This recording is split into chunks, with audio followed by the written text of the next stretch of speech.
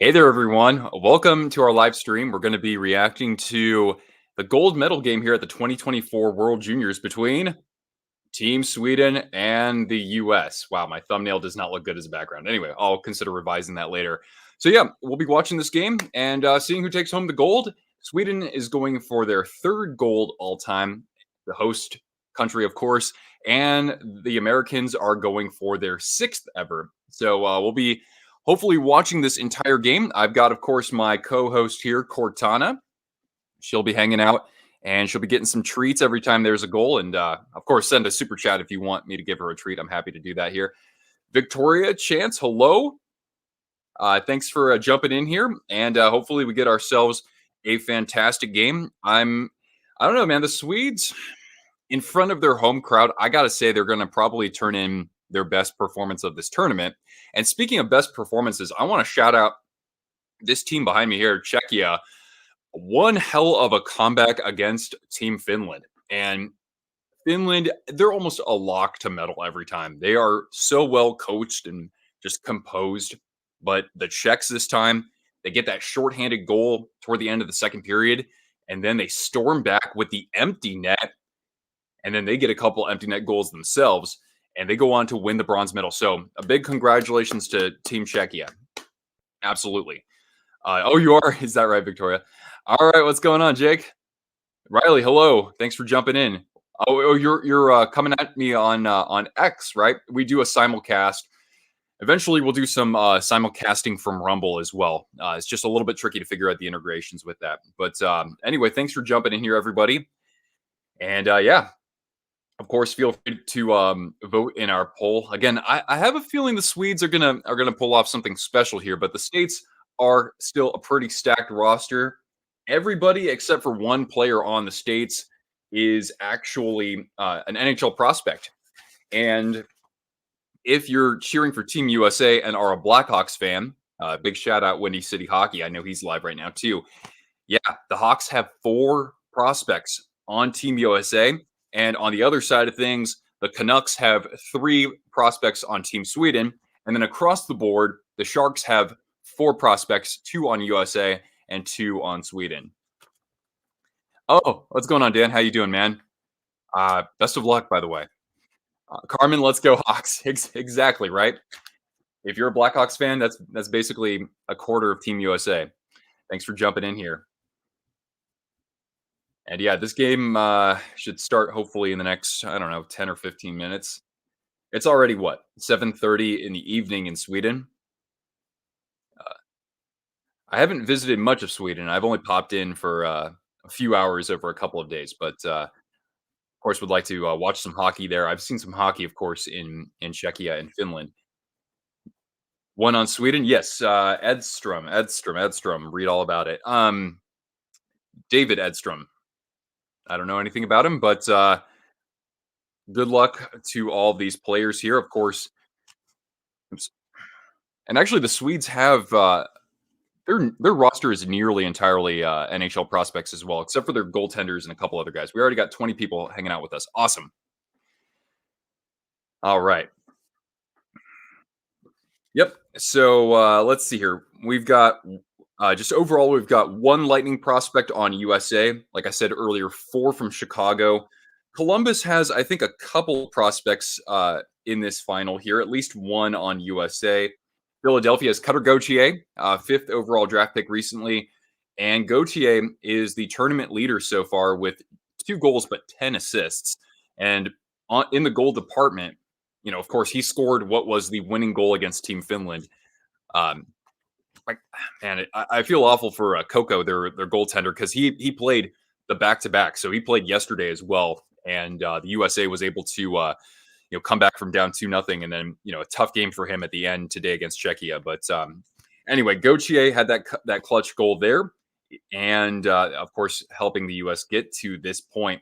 Winnipeg has a couple of prospects as well, like Rutger McGroarty, number 2 on USA. You didn't get the YouTube notification. I wish I was in charge of that. Unfortunately, that's all just controlled by YouTube. Otherwise, I would just completely blast it out there. Montreal has, I think, 1 or 2 prospects here. Lane Hudson on defense. Capitals, they have Ryan Leonard and also Ryan Chesley on Team USA. The Rangers have a couple prospects, and the Islanders as well on USA. St. Louis with three of their prospects combined from both sides. And yeah, if you want to know any more about if your favorite team has any prospects in this game, just ask me in the chat here. All right, so they're going to a commercial break. It'd be awesome if we got the face off right afterwards, but yeah. Darkness, what's going on? Oh yeah, by the way, in case you guys didn't know, I'm sure a lot of you could tell, but I'm rocking my USA right here, right? The 1980 jersey, right? When they beat the Soviets, and I actually have a Team USA hockey shirt underneath here. But anyway, I'll be happy no matter what. No matter what happens. I don't like really get into this in terms of rooting for USA, and you know, I'm happy for whoever takes it home. Really, you're most patriotic during the World Juniors, Winter Olympics. Though, if it's the NHL players going against each other in the Winter Olympics, then the gloves are off. Then it's USA all the way. And somewhere in Valhalla, I hope that my great great grandmother will forgive me for hoping the USA wins this, but again, I'll be happy if Sweden wins. Do the Bruins? I don't think so. I wrote down all the prospects who've been drafted to NHL teams, and the Bruins don't have anybody. Hmm. You can have practice matches. All right, man. Awesome. Way to stick with it. That's exciting. Three prospects in the game, and which team is that? Darkness? Not the Blues, right? I don't know. The Blues have three prospects, and like I said, the Canucks have three of their prospects all on Team Sweden because we know the Canucks love the Swedes. So do the Red Wings, and so do the Sharks typically. And for those of you who don't know, one of the of the prospects for Sweden is a defenseman, and his name is Elias Pettersson. And actually, he's not the only Pettersson here. Also, Oscar Pettersson, number 27, has been drafted to the Ottawa Senators. Get the ball with the puck. All right, man. Yeah, that's what I was doing with Cortana about an hour ago. So I wanted to make sure that she had some exercise and stimulation, even though she's looking at me like, "Oh my god, I'm already bored." But yeah, we've got the gold treats for her today. Let's give her one anyway for being such a good girl, right? Here you go, sweetie. There we go. Yep, Blues. Okay, great. Blues got a good win yesterday, didn't they? Beat the Canucks and holding them just to one goal. That's not exactly an easy task these days, right? What did I get for Christmas? I mean, shoot, I got a bunch of stuff from viewers. That was pretty great. I mean, I didn't really ask for anything this time around. Um, my my mom did get me an Apple Watch, but the problem is I don't have an iPhone, so I can't use it. But luckily, I didn't open it up, so she can return that. What's the score? Well, we haven't dropped the puck just yet. If you see my little banner on screen here, it just says that it's the pregame right now. Right now, but I think they're going to get ready to drop the puck in just a bit here. There are some Americans here in the crowd. I'm not going to do crazy play-by-play since I'm not as familiar with these players, but I'll let you know what's going on more or less. But yeah, we're gonna drop the puck here, and looks like Oslin's going to be Sweden's going to win 4-2. I'm going to say 5-4. Actually, drop your predictions for this game in the comments. I'm going to say 5-4 Sweden in OT, and they just iced the puck to start things off here. John, what's going on, man? St. Louis Blues. They've got three prospects here: Otto Stenberg and Theo Lindstein on Sweden, and on the U.S. side, Jimmy Snuggerud, right? I always have such a fun time saying that name, Snuggerud. And there's also Rutger McGroarty, a Jets prospect. What an interesting name that is. A lot of prospects, 6 or 7. Yeah. Well, that makes it even more exciting to follow, then, right? 5-1 USA. All right. I mean, again, the Finns looked like they were going to win that game like 8-3. And then, the Czechs take a penalty, which was almost called it was initially called a major. I don't think it should have been a penalty. I just thought that was incidental contact. But the Czechs managed to score shorthanded just before the end of the second period, and somehow they went into the locker room saying, "Yeah, we can actually do this." And what a hell of a comeback! 6-4 USA. All right, so we expect some goals. All right. Well, they're trying to get the cycle game going here. Oh, and just went off the goaltender. The Swedes are going to skate that out. Oh, a little turnover in the neutral zone. That doesn't seem like it turns into anything, though. And yeah. The Swedes are certainly being vocal in the crowd here, and they just turned it over here in the States zone. Oh, almost a good stretch pass there. This is the most that you've ever followed the tournament? Yeah, I don't follow it super closely, but I try to at least watch the final or when the States is playing. Speaking of which, I do like their uniform this year. It is quite fresh. Cortana, yeah, you're happy. You're a happy girl. Yeah, you're a good girl, aren't you? And now there's just a scrum here in the U.S. zone, and this is going to get sent down the ice. Icing or no? No, they wave it off. That's good. Speaking of fresh uniforms, the Swedes always have just consistently maybe the best uniform. The Trey Kroner, so iconic.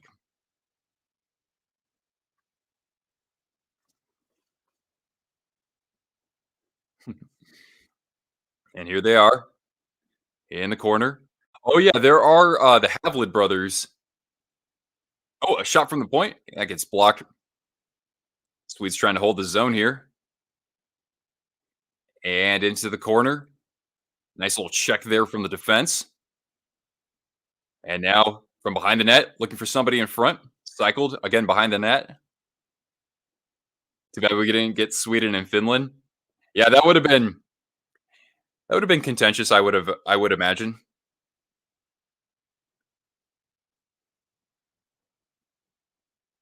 Now from the point, a shot blocked out in front and cleared down by the States and dumped down the ice. No icing. No, actually, they are going to call icing there. Jameson, what's going on? Sweden has more Canuck prospects, so you're cheering for them. That's your second favorite team then? And yeah, of course, I was saying earlier, of course, the Swedes have the most, or the Canucks have the most Swedish prospects. That's them and the Red Wings. And, I've seen my Sharks have a ton of Swedes. I think half of our lineup right now in San Jose is Swedish. And yet somehow we have lost 10 straight. And a shot, and it's blocked out in front. And the Swedes are actually getting some good zone time early. Here they come again. The faceoff circle, big pad save there from Augustine, and one that went just wide of the net from Ostlund. And cleared down the ice. No icing, but the Swedes can have another go at it. And now cycled behind the net.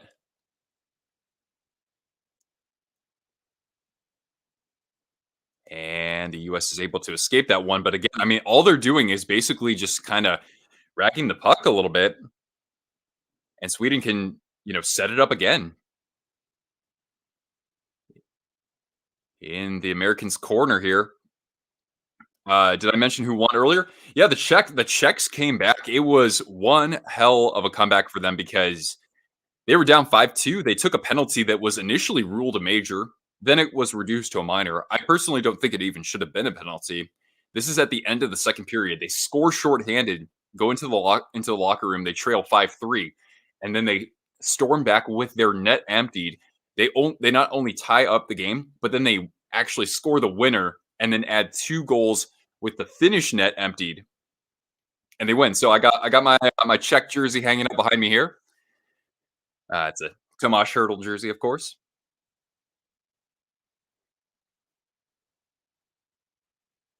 Czechs won. Yeah, that was one heck of a game. I didn't get to see all of it, but I did see them tie it up and then of course score the winner there. Again, like, has the US set up their cycle game? Like, ever since the first 2 minutes? I haven't seen it. Alright, here we go. Getting it down into the Swedish zone and, sent out to the point. At the other point, looking for somebody in the slot there. I thought they should have just pulled the trigger. Still in the zone here, cycled around the net, and nobody's there in front of the net. Although, the Swedes did turn it over, so a puck that trickles toward the net. Off the rebound, a shot, rebound, or excuse me, a pad save from Hugo Havlid. I believe it's his brother, Matthias Havlid, Sharks prospect, is playing in the roster as well.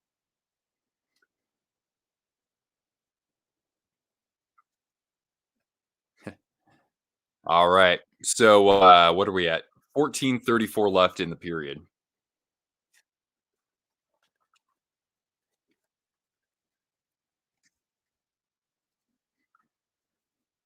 Miniature cows. I know about like miniature horses. Wow. 82% of you have the US winning this game. That's pretty bonkers.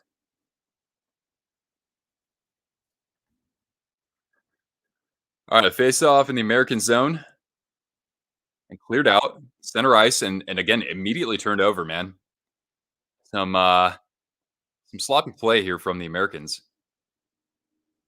and dumped down. Ooh, oh, almost had a streaking attacker there, and now skated out by Ostlund or Wahlberg, excuse me. Oh, drop pass. Oh, that slapper just went wide, and a puck that trickles near the crease, near the goal line, and yeah, the Americans were able to poke that out. That nearly went in. Can anyone agree that it's not fair that Russia's? Oh, nah, I'll stay out of that conversation.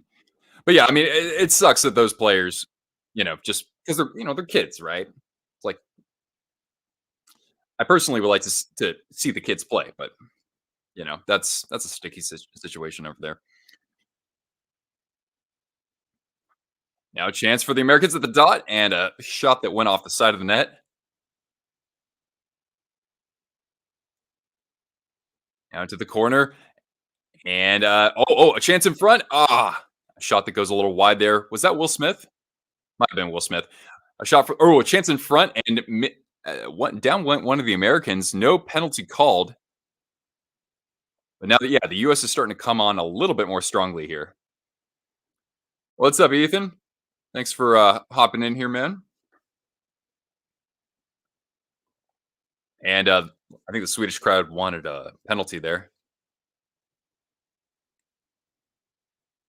And now the Americans are going to be shorthanded here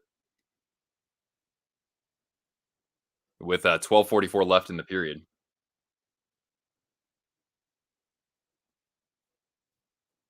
It's going to be a high stick to oh god, it's got to be the guy whose last name on the Americans I can't pronounce.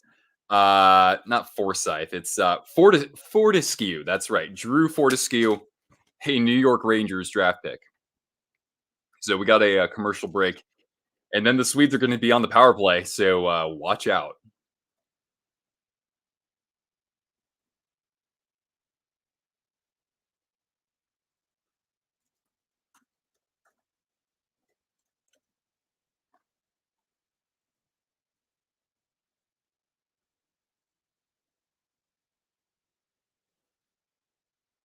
Wow, really? I didn't know that someone was actually providing a live feed of this. Actually, a couple of people are. Wow, that's something I did not expect. What's up, Mike? How you doing, man? Happy Friday to you.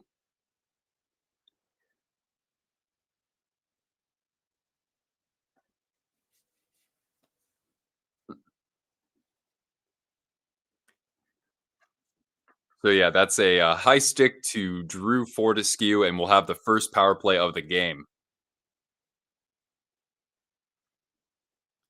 Can't wait for Monday. What's going on Monday?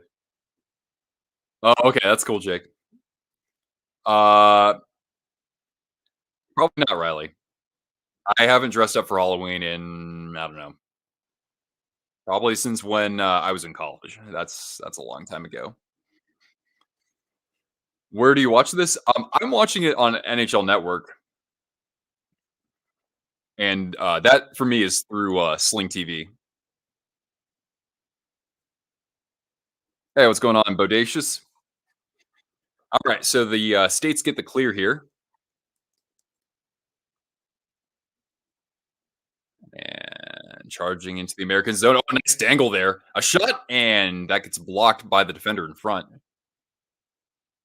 Still alive in the zone. That out to the point, and a one timer, and nice block.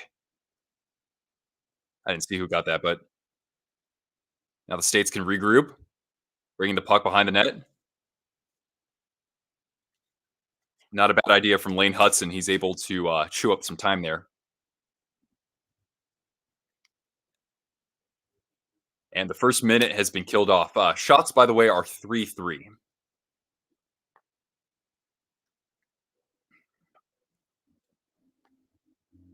Now brought into the American zone, cycled behind the net.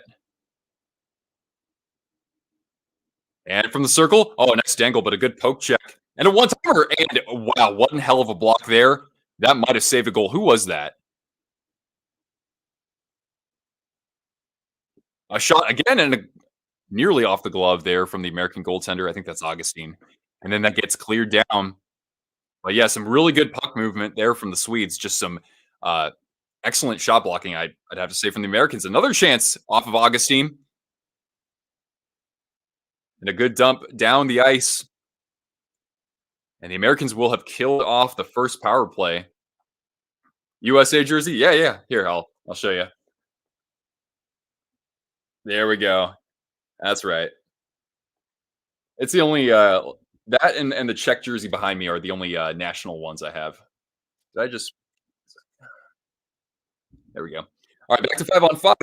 But the Swedes nearly had somebody in front of the net there for maybe a shovel in goal. Back the other way come the Americans. Out to the point. And Eganator, what's up? Oh, you went to the Winter Classic? Right on, man. And I'm so glad the Kraken, of course, did not disappoint. They played one of their better games of the year, and then now they're on a 6-game winning streak. So thank you. Let's give Cortana a treat on your behalf, my friend. Here, girl. This is from Eganator. Good girl. Thanks, Jameson.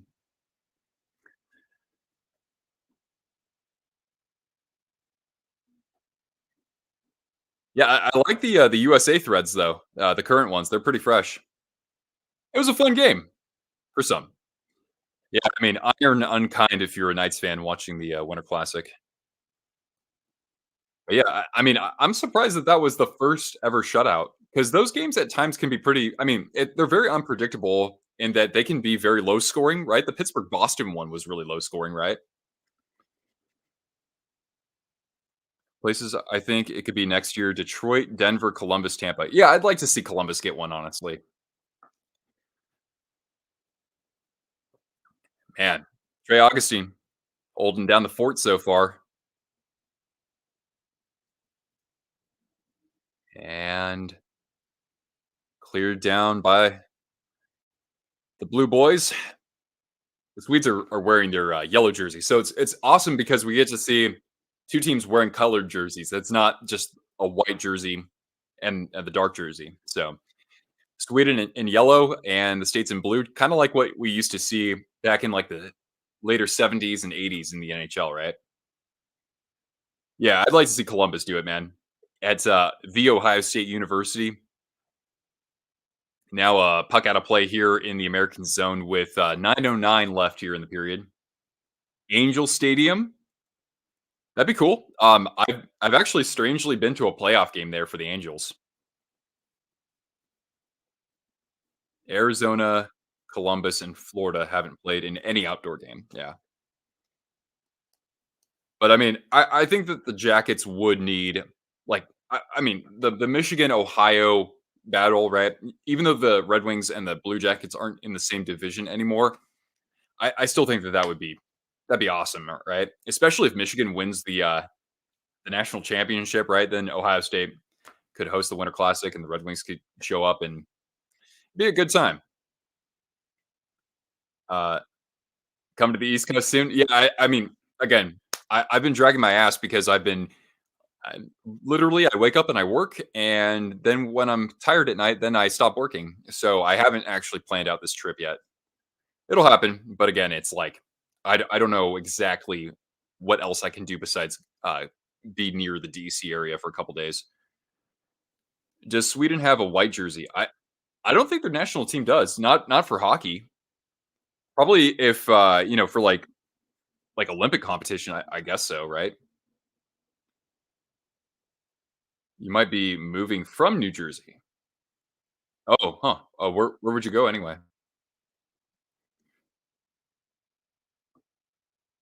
All right, back to the action here.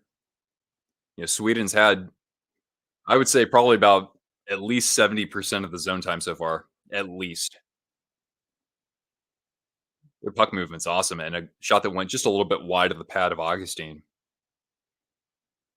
The Americans charge the other way behind the net, and a bobbling puck near the crease that gets goaled down by or gloved by Havlid. Oh, whoa, Florida, huh? Hey, Thomas, what's going on? Right, right, man. Um, did you get a chance to watch the Czechs and the Finns? That was an awesome game, wasn't it? Yeah, I can't remember the last time I did a game stream at this hour during the day. It's kind of unusual, especially on a Friday. But hey, I can't miss out on this, right? When it's the US. If they weren't in it, I don't know if I would have been live for it. Tampa do a Winter Classic at what was that called? Paul Raymond Stadium or something like that.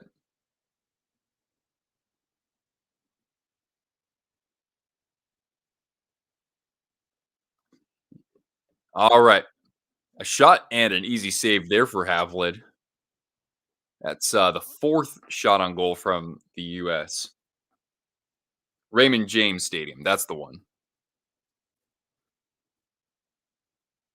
Raymond James Stadium. The new sombrero, right?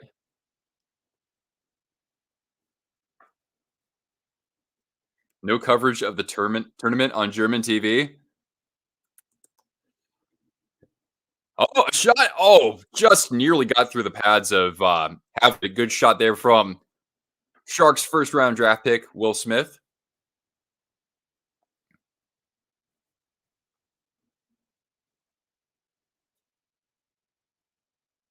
What team would I like to see in the next stadium series?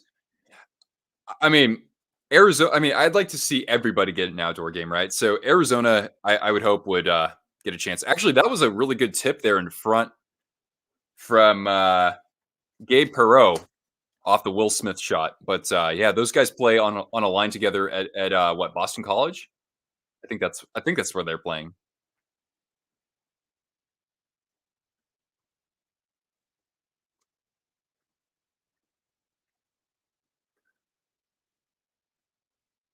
Yeah, if Arizona were to play in an outdoor game, maybe Arizona versus Dallas.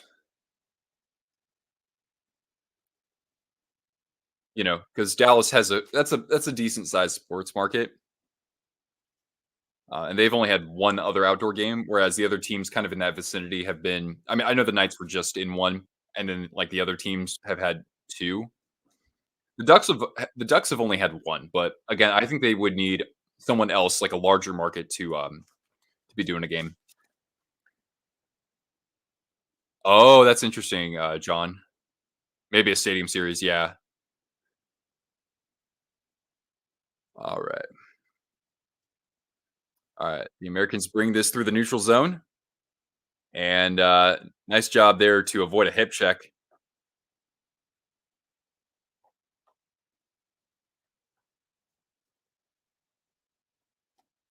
Sweden coming the other way. The drop pass, a shot attempt that gets blocked into the corner and around the net. Good read there from Sam Rizell. Another Chicago Blackhawk, one of the four, and a shot that is saved in the pads there by Havlid. And we're down to now 6:51 left in the first period. The Sens have the ugliest jerseys in the league. I think that they're far from the ugliest. They might be a little bit plain, but I think that they look fine altogether.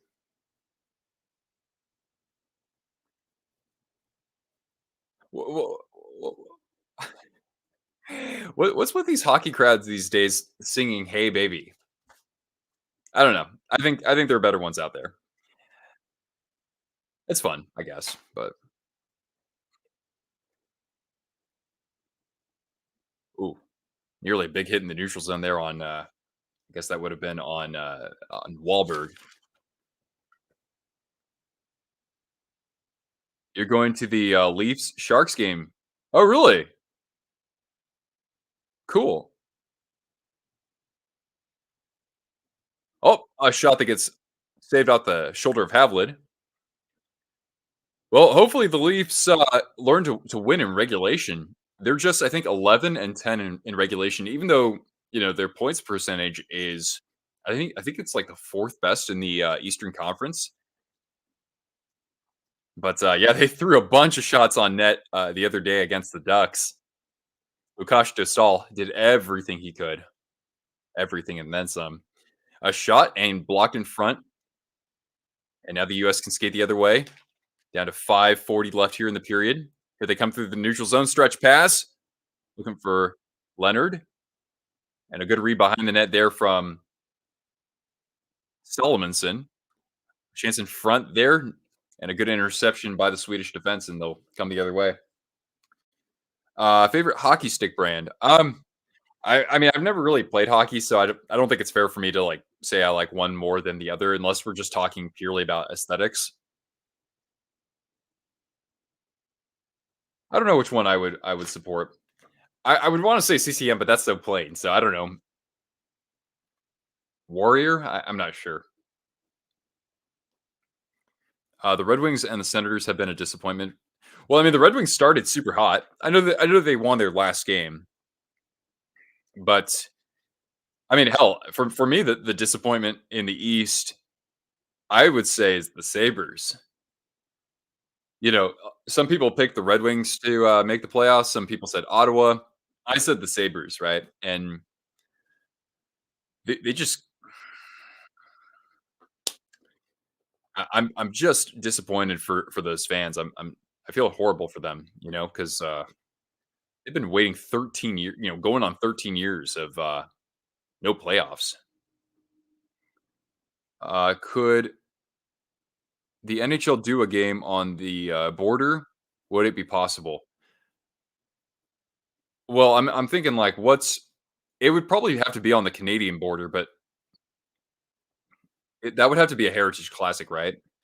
I mean, really, you could probably find you could find a town probably around Vancouver. It doesn't have to be in Vancouver where they could do at least like, I mean, an outdoor preseason game. I'm not sure about that, but I mean that's kind of like you would have, it had to be there or probably somewhere near Quebec, right?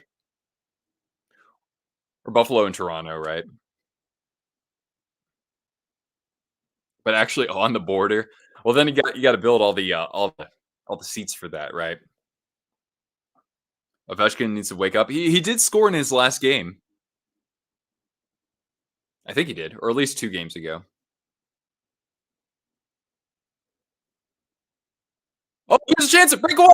Oh, big pad save from Havlid. Oh my gosh, he just stood with it the whole time, or stayed with it. That was Quinn Finley on the breakaway. How did that go down? He just split the defense entering the zone there, and then Havlid read that perfectly.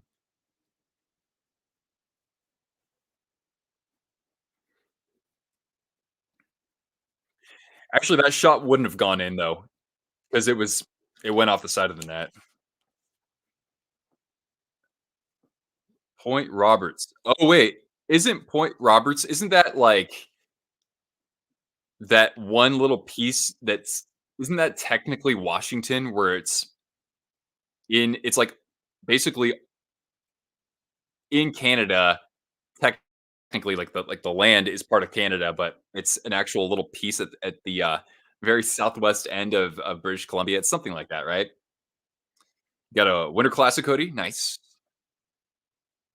Oh,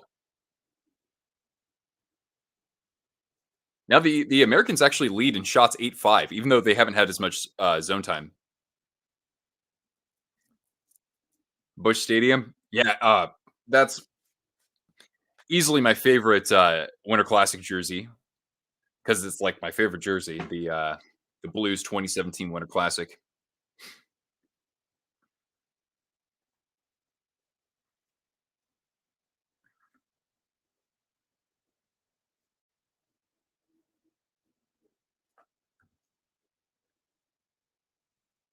All right, face off in the neutral zone. We're down to under 4 minutes now.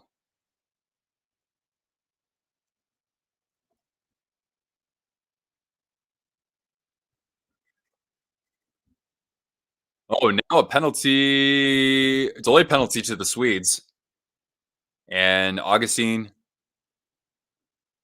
will patiently wait, and now he'll come out at the net.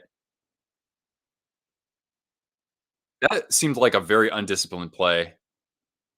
When you take a penalty in the attacking zone, that's usually one that could be avoided. And now the Americans gaining the zone, poked away, but retained by the Americans. Now out to the point, a shot from Smith, and it goes in. Score!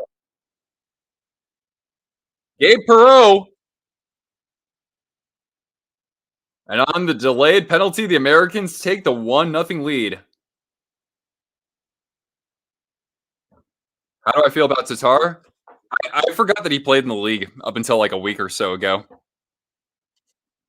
All right, Cortana, let's give her a treat. There we go.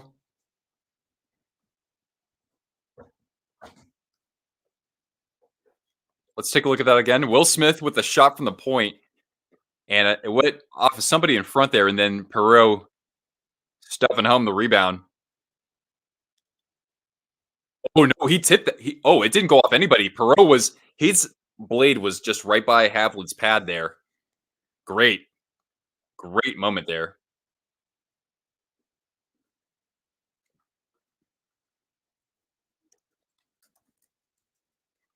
Huh. There we go. Oh, I actually live. What's it called? Sawasan.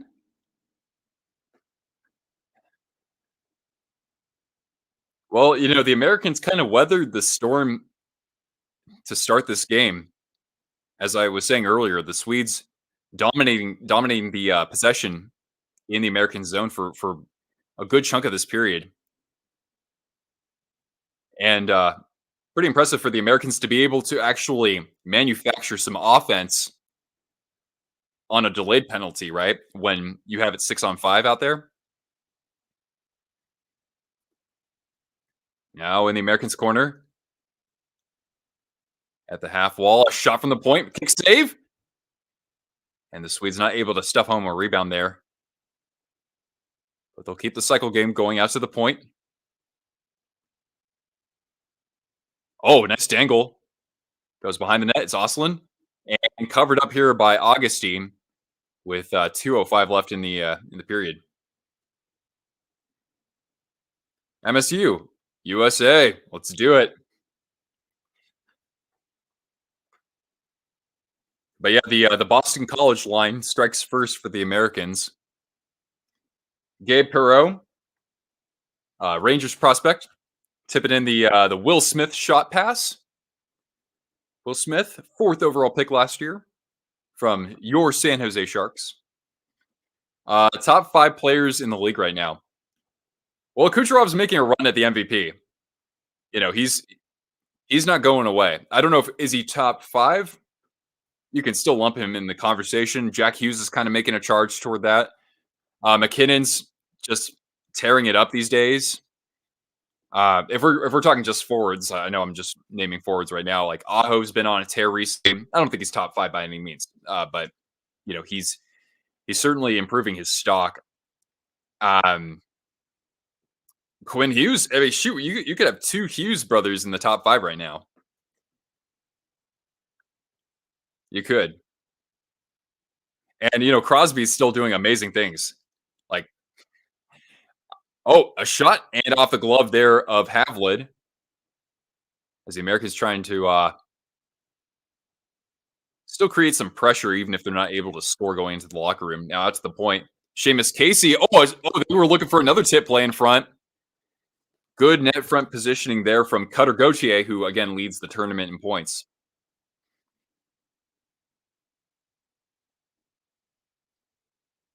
Trey Augustine plays for Michigan State, huh? Yeah, I mean that's a big score for them. I mean, I know it's not like a top 5 hockey program typically, but yeah, you gotta have some parity in college hockey, right? Can't just have the same teams in the Frozen Four. Oh, good play from Rinzel. He had wrapped it from behind the net and didn't quite have anybody in front there, but that looked scary for a moment. All right, we'll catch you later, Jameson. Thanks for hopping in. All right, Americans charging back. Yeah, again, they're starting to snuff out the Swedish attack a little bit better than they were earlier in the game. Uh, the Blues have been playing better. Yeah, I mean that's pretty typical for teams, right? And that's not just necessarily NHL. When you make that head coaching change midseason, a lot of teams typically respond well to that. It hasn't really worked out for the Senators, but for the Blues overall, it's worked out. And you could say the same thing about the Wild, although they've kind of cooled off a little bit recently. And certainly the Oilers, with a first-year NHL head coach in Chris Knobloch, they've been the best team in the NHL, I think, since the first month. I would say, right? McDavid, Kucherov, Nylander. Wow, you'd have him over Matthews, who's got 30 goals right now. Draisaitl, Panarin. Panarin. Oh, he's on one of the best teams arguably the best team in the league this year. I don't know if I'd have him top 5, but if you said like McDavid, Matthews, Draisaitl, Kucherov, and Hughes, or McKinnon, or even Crosby, I think that's a pretty rocking list. I personally, with like a top 5, I like to try to put one goaltender, and I like to try to put a defenseman in there as well. They got 3 titles ever since '07. Oh, that's when they won it last.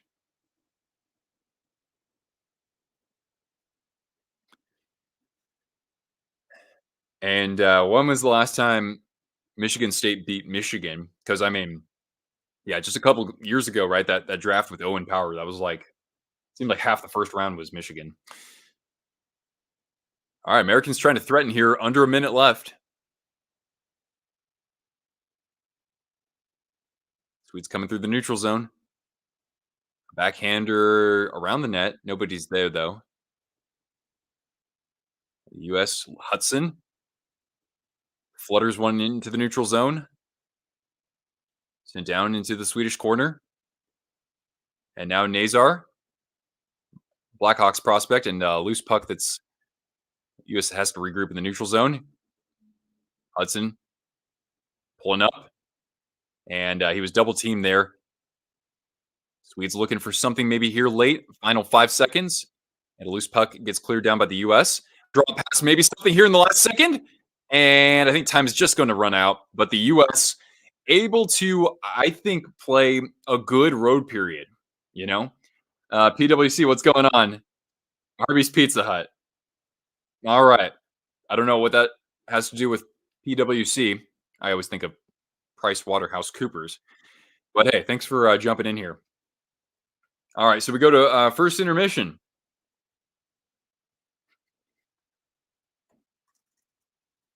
Man, good game so far, though. Again, the Americans able to weather the storm early, right? They talk about having that good road period where you don't try to take too many chances offensively. You just try to methodically break the puck out. And the US was able to, I think, better their chances of at least being tied at the end of the period by blocking some shots during some very high quality chances for Sweden, especially on that power play. And then, of course, the Boston College connection there hooking up for the first goal of this game. Trivia time? No, I haven't had time to put trivia together. Will Smith this tournament, yeah, man, he's looking sharp. Uh, ag He knew exactly what he was doing on that setup to, Perot there. I haven't watched much of this tournament, honestly, but it seems like every time I've tuned in, he's made 1 or 2 of those plays where those really stand out. So, I mean, I'm liking what I'm seeing there. I mean, I'll throw it back to you if you have anything to say on, like, on the Swedish side of things with, Matthias Havlid or, who else do we have there? Not Cam Lund. I know that Lund, of course, is that sounds like it's Swedish. Oh, Bistad. I haven't even heard his name called. I haven't shut my trap anyway. But Mean Girl High, what's up? Yeah. But hey, I'm enjoying this competition so far. From of course this game and the game earlier. Rocking the uh rocking the Czech jersey behind me here.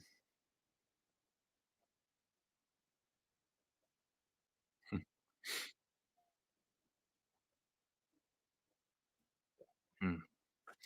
Oh, so I'll close the poll. Maybe somebody voted after the that first goal was scored, but 77% said the US. Tight game so far though. Uh, Oh yeah, they on the NHL Network during intermission they threw it back to the studio. So they've got Jason Demers on the on sort of the color commentary there. So I just heard him say like my Sharkies, longtime San Jose Shark defenseman.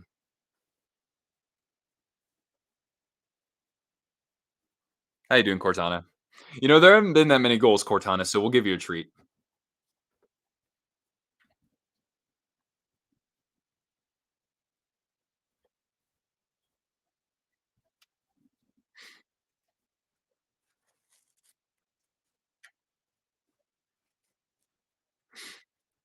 Hmm. How we doing? Some of you know already, but in 13 days, Cortana's got herself a birthday. She'll be turning 10 years old, but you wouldn't know it because she is still running around and catching, balls and frisbees and, just pestering me for attention. Swedish fans are going bananas. Yeah, I mean, they've been vocal. I wouldn't say, like, banana just yet. You gotta wait for a goal, but, of course, they've got, awesome hockey fans out there.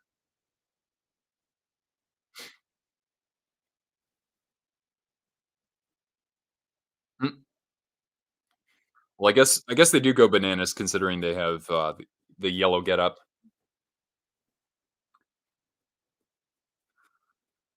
Alright. Well, while we wait for, this period or the intermission to end. Oh, you hear that, Cortana? John wishes you a happy early birthday. Gosh, I swear I always she always gets fetch before we do these streams, but, apparently that's never enough, is it? Alright, tonight in the NHL, just to give you, a heads up, we've got, just 3 games. We've got the Blackhawks going up against the New Jersey Devils. Please, Chicago, win a darn game for a change. They've just they're in the draft lottery, very well alive with the second worst record in the NHL. We've got a fairly good battle in the Metro between the Carolina Hurricanes, who have been on a bit of a tear recently, and the Washington Capitals, who've been kind of falling back in the standings just a little bit. Then at 7 o'clock Pacific, we've got the Winnipeg Jets.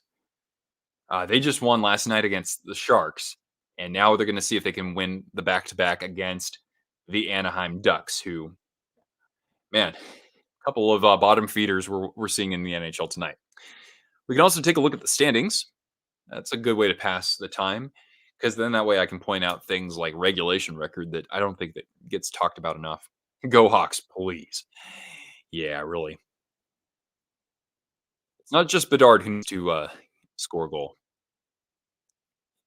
But yeah, we'll take a look at the standings. I'll pull up my screen here.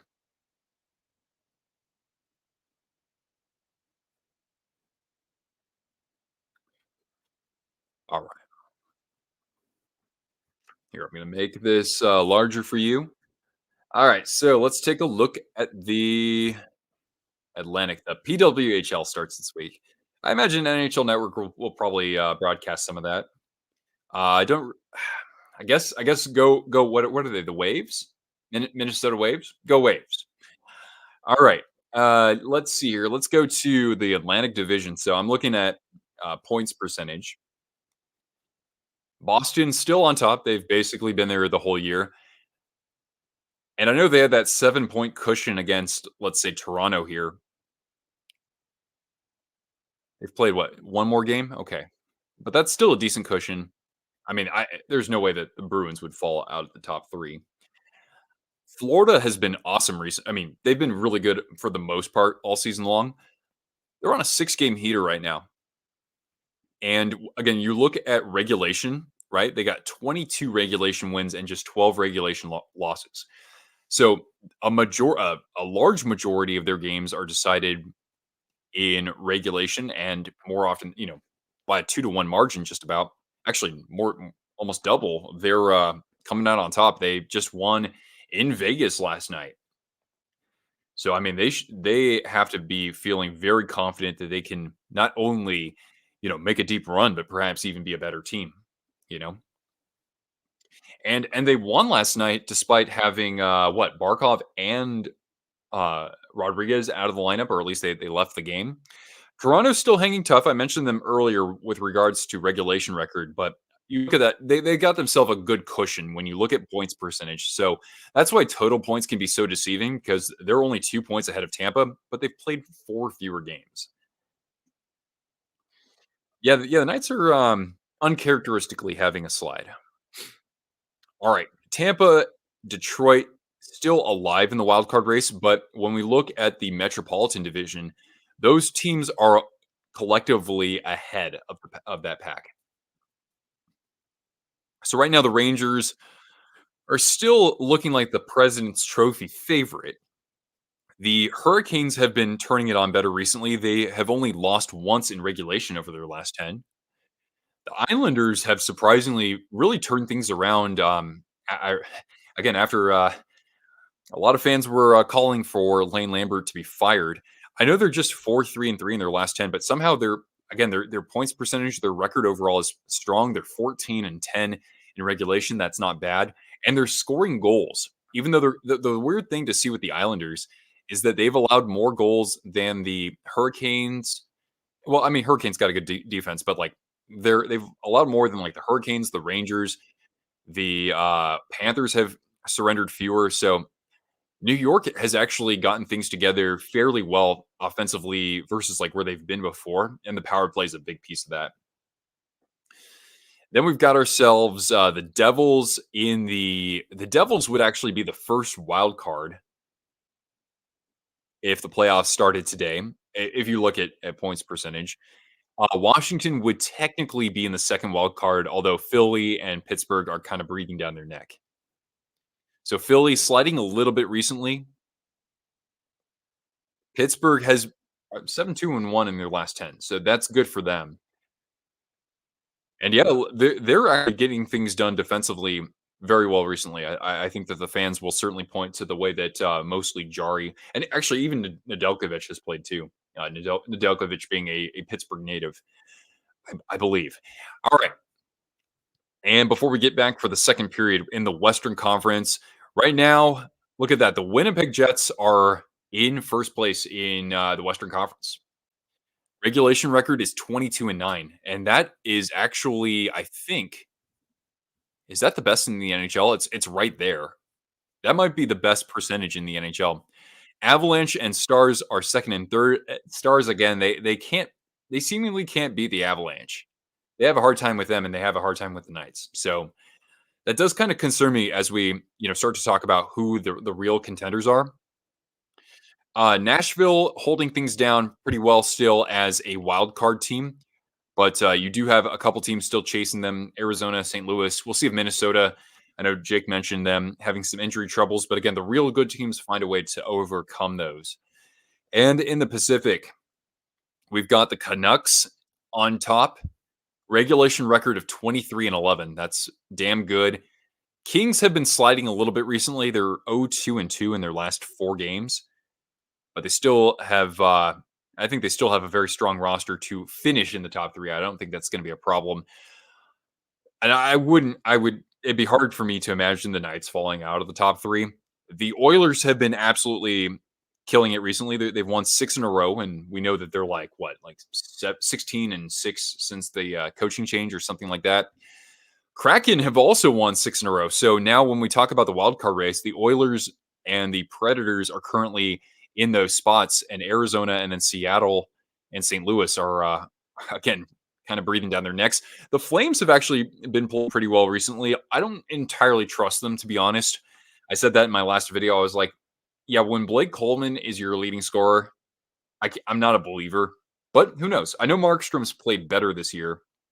And then we've got a couple of bottom feeders. We've got my Sharks, of course, in that driver's seat to land Macklin Celebrini.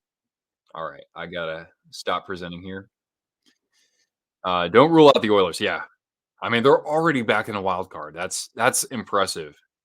And what I like is that they're only surrendering like the fourth fewest shots in the NHL. So structurally, they're playing a lot better, getting back in their own zone, and that is huge for the Oilers. How much longer before the Oilers overtake a wild card team in the West? I mean, they're. I mean, again, if you look at points percentage, they're the first wild card right now. Hotter than the sun. Yeah. Uh, what about the Barracuda? You did see all of Magic Man, not Pavel Datsyuk. On for the Winter Classic. That song, Magic Man. Yeah, right. There's a Magic Man. Um, I didn't actually watch the Winter Classic. I was just editing video the whole time. But maybe somebody can answer that in the chat here. All right. Did my video feed cut out again? Sling TV. They are the worst. Hopefully that'll change in a minute here. I'm gonna do a refresh.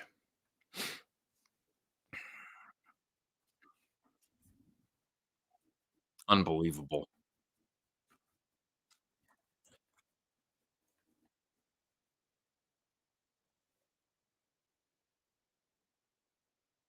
I might have to actually watch the live feed that we're seeing on other YouTube streams. Maybe I'll get lucky with that.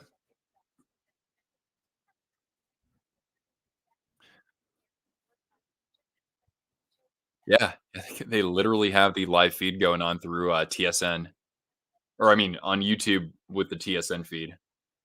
That's something. All right, do that, and soon we'll get started with the second period.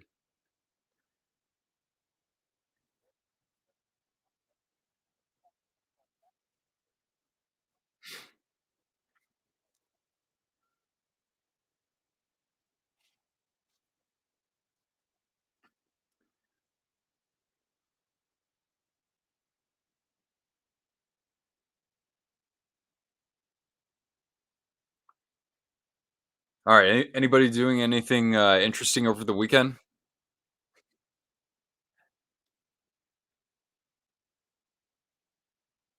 I wish I could say I'm actually going to a bonfire. Strangely, in the middle of winter, I'm going to a bonfire. Uh,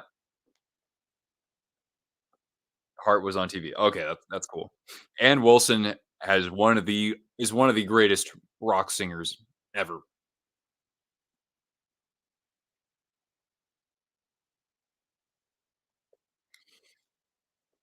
They do have games in hand. Yeah, yeah. They're playing the Senators next. Yeah, Ottawa's been just a doormat recently. So, I mean, I at this point when you have the Oilers playing the way they are right now, I know that you know they're riding high, right? They're gonna plateau at some point, right? They're not gonna play like this the entire way, or are they? Right? When you've got them going up against a Nashville team that, well, you know what? When I'm gonna counter what I was about to say. When you're not expected to be in the playoffs, right? When you're not expected to be anywhere, all of that competitive, like people, nobody predicted Arizona to go to the playoffs. They said, okay, they're going to be better, right? But those teams kind of play a little bit more loose when they start to get the results.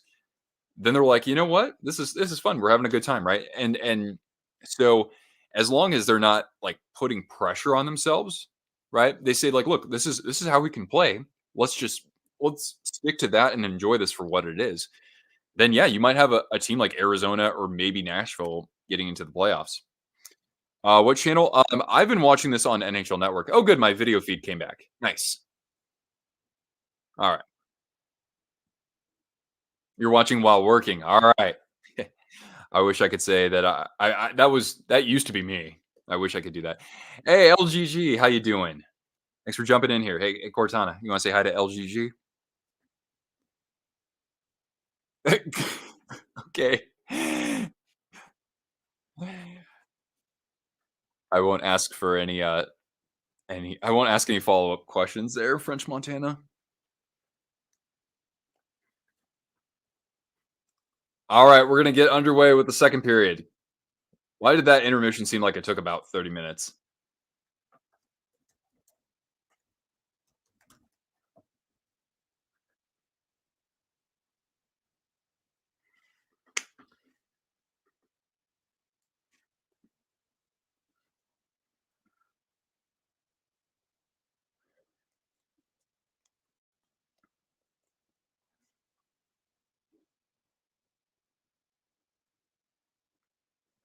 Yeah, I could probably actually show the game on my screen right now. I'm not gonna mess with that though, because I could still get after the fact, I could still get a copyright strike, and I do not want that. All right, back to the action. And the US will start from behind their net, from center ice, dump down, just a little bit behind Havlid.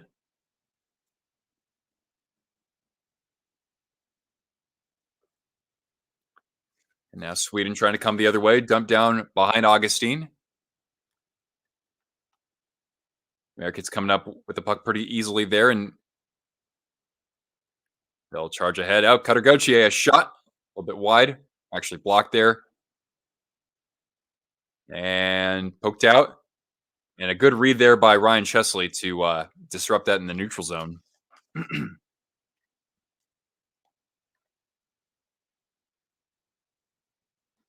Shots, by the way, 10-7 in favor of the Blue Boys. And here they come. Maybe a chance here. A stretch. Oh, looking for that slot pass, but couldn't quite get through there. Now Isaac or somebody gets tripped up there. No call. And now from behind the net, looking for somebody out in front. Good disruption there. I think that was too late. Anyway, here they come, the Swedes. Oh, and now maybe something here for the Americans. Here they come with some speed into the zone. A drop pass. A shot. Oh, a nice pad save there from Havlid.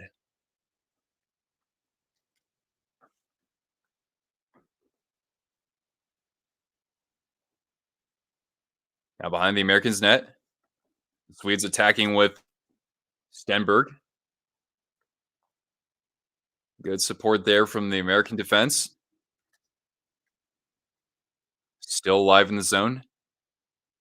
Edstrom, Knights prospect. And now Unger Sorum trying to get this out toward the crease, and a good defensive read there by the Americans. But yeah, they're having a hard time getting this out. A shot from the point, and this trickles through, it goes in, and the Swedes are on the board. That was a deflection in front. And yeah, the Americans are going to be kicking themselves for their inability to keep that puck out from behind the net. So that's 1-1. And boy, I got to say, the Swedes kind of let themselves back in that game pretty easily. That did not take that much effort. I mean, a great shift, don't get me wrong, but they were still giving out goal treats. They made it look easier than it needed to be. All right. So yeah, that was Matthias Havlid, and then deflected in front by Stenberg. So Oscar was that Oscar Stenberg? Otto Stenberg, a Blues prospect, scoring that, assisted by Sharks prospect Matthias Havlid. So the Sharks have two of their prospects on the board in the gold medal game, and I can't complain about that at all.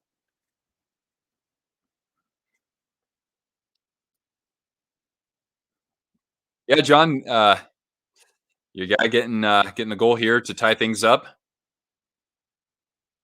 I think that's his fifth of the tournament, assisted by Havlid and I believe one of the Pedersens. There are two of them, right? Oscar Pedersen, I think, is the other one, besides Elias Pedersen. Uh, all right, dumped down behind Havlid, and now good interception in the neutral zone by the American defense, and a good strip of the puck there by the Swedes, and a loose puck comes all the way down to the American zone.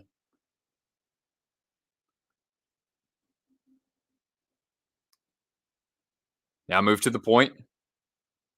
A shot and a little bit wide of the crease.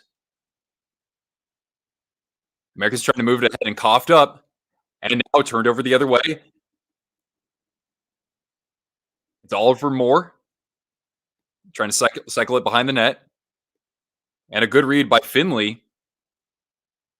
Cycled out to the point. Now in the slot, the one timer gets blocked immediately.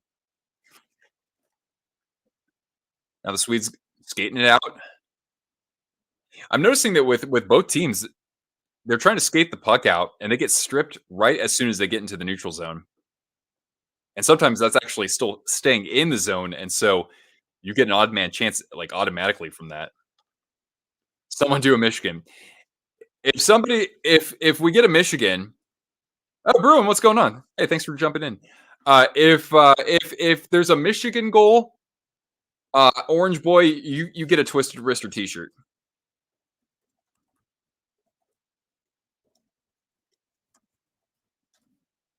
Arizona red jerseys are so nice this year.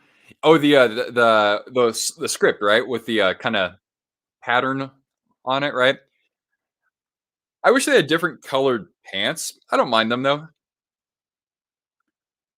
All right, dumped down by the Americans. Ooh, a little collision behind the net. Swedes able to move it ahead. They might have an opportunity here onto the wing.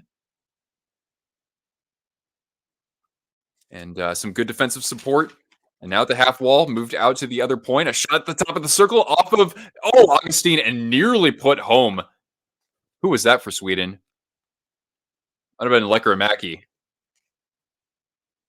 But yeah, that was nearly became something. Desert Moon jersey. Yeah, that's what they call it, right?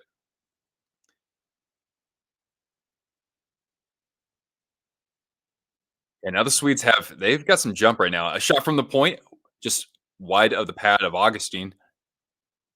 Behind the net. And a shot turned over, and oh my goodness, that was a grade A chance.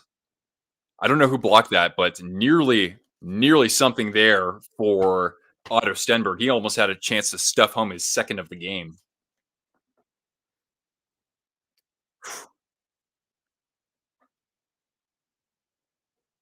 Yeah.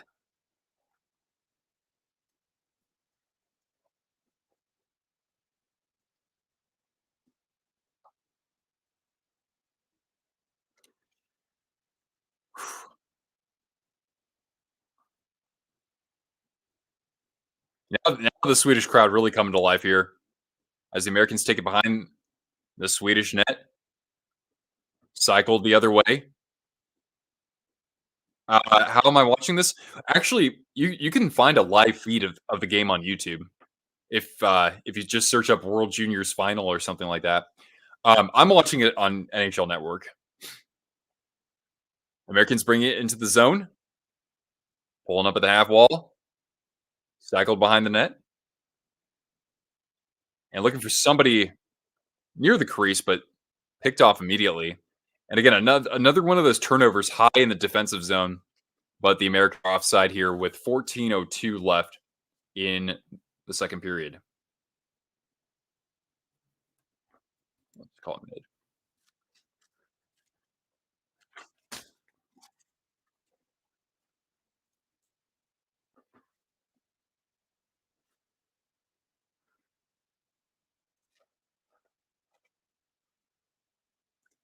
Ah, the Swedish crowd now singing along to Sweet Caroline.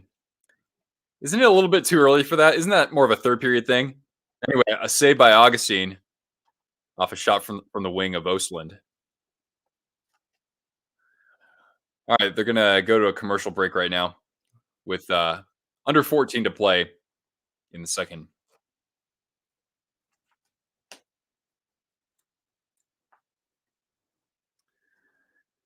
Yeah, so far this period has been all Sweden. I mean, that's how they came out in the game for the most part. But the Americans have to. I mean, thankfully they have a little bit of time right now to kind of figure out how they're going to, I guess, better contain the Swedish attack. But that goal was all the result of just some sloppy play from behind the Americans' net.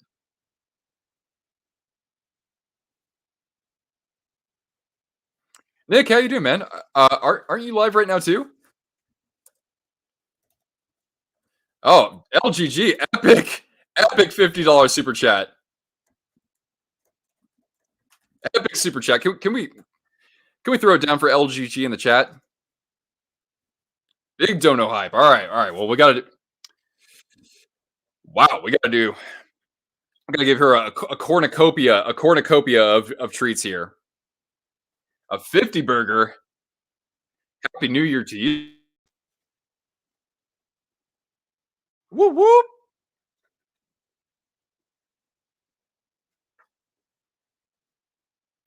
All right, one more. There you go, boo boo. Thank you.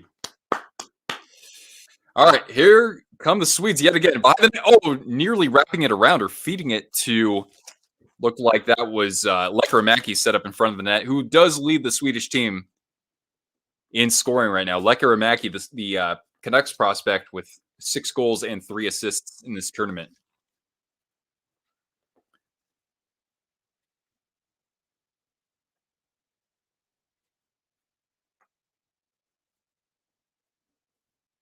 A gold medal, yes, to LGG. Actually, I gotta pin like I wish I could pin that comment or pin the dono, but then I'd have to take down my banner.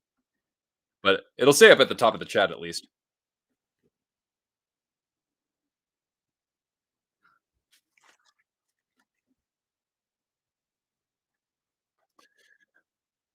All right. Through the neutral zone comes Sweden.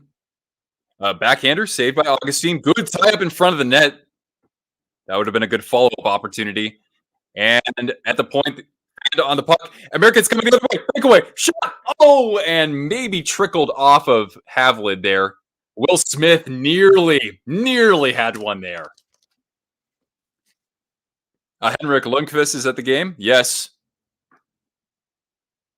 the ever so debonair Henrik Lundqvist. Will Smith. I mean, that would have been a huge momentum swing and would have really given the Americans a sigh of relief, just given again how much the puck has been in their zone. Love the BC line. Yeah, they are very, very clever.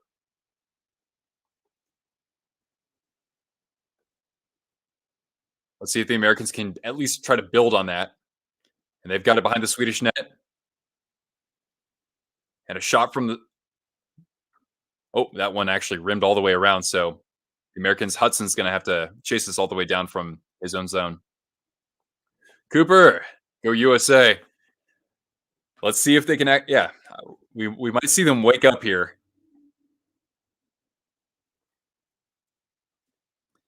Now brought into the American zone. And intercepted there from behind the net. Pass off of the glass. Looking for somebody up front. That must have been. I can't even see who that was, but Back the other way.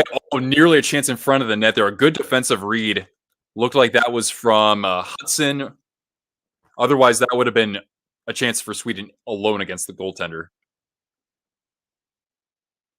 McGroarty and a bobbling puck. And now, was that Sandim Palika? Or Solomonson, excuse me.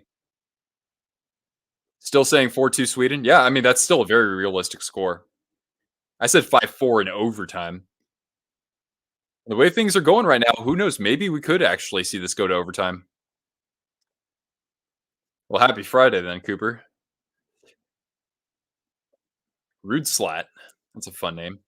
Oh, maybe a chance in alone. Here he comes, streaking in. Howard, he scores! Isaac Howard, it's 2-1 Americans. Woo! He's stuck in behind the defense and put that 5-hole on the backhand, and the Americans retake the lead. Who was that from the defense breaking that out? That was a beautiful pass. Oh, sorry, go. Yeah. Tampa Bay Lightning prospect Isaac Howard. So John in the chat, you've got a Lightning prospect and a Blues prospect who've scored today. You got to be happy with that.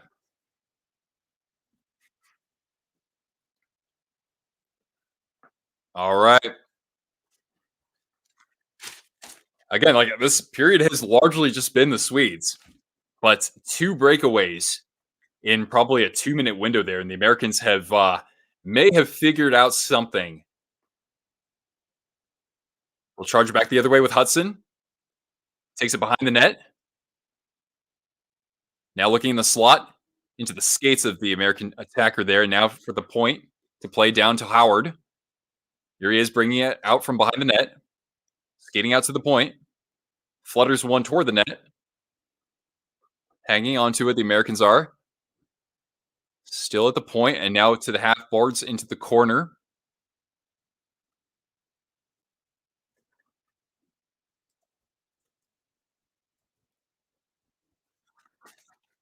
Now the Swedes the other way. A shot from the top of the circle and a blocker save. Good save from Augustine. He had to fight that off.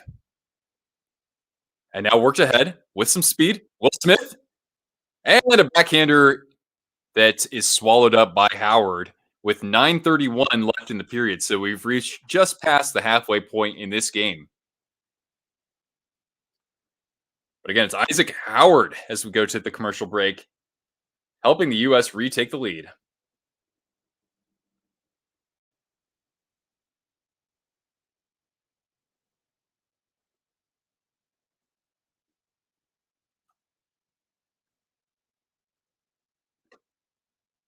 Here you go, Boo.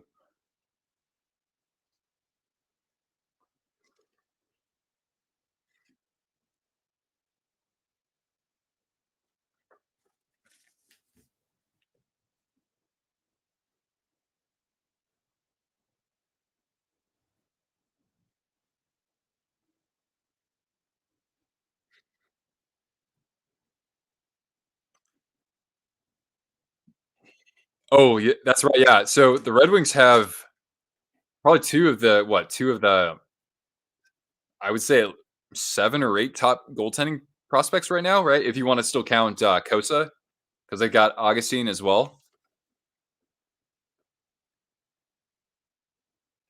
Good girl.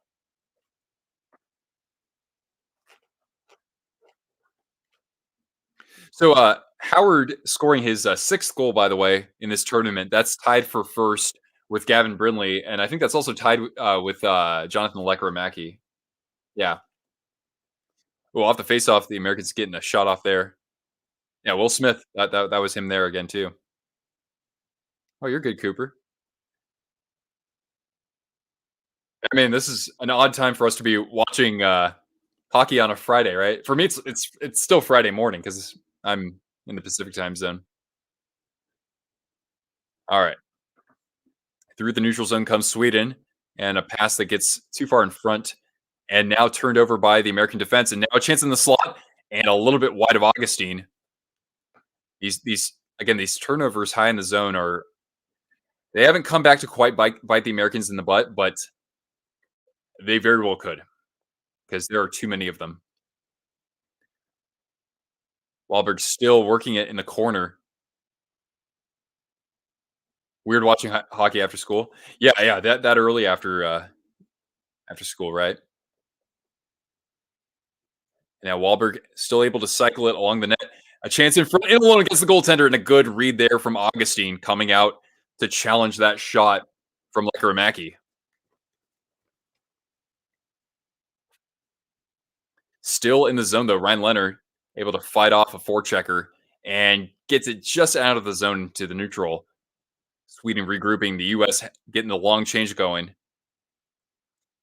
How long ago did this start? It started at about like 1:45 Eastern. So yeah, we're more than halfway through the game now.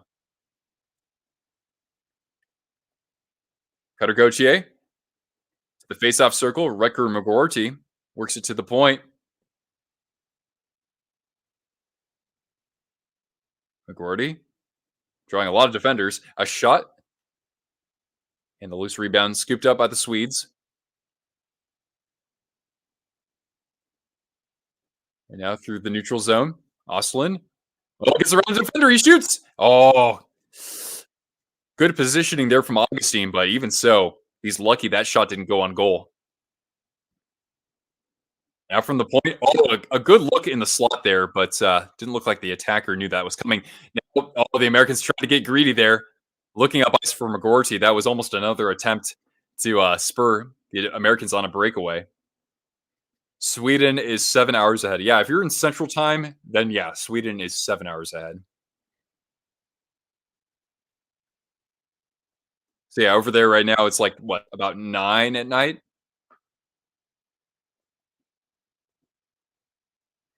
So I would imagine that there are a lot of heavy metal concerts that are starting up right now.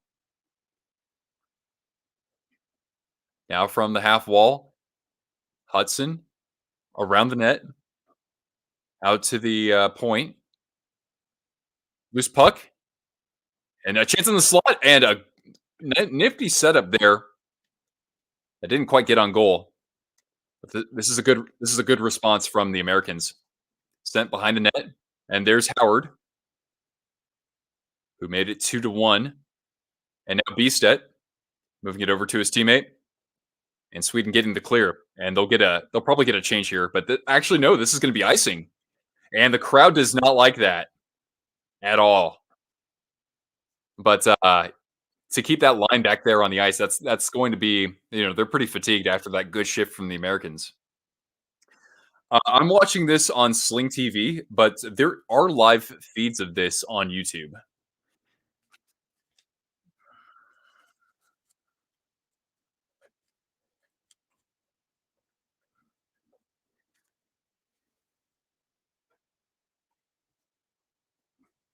Good girl.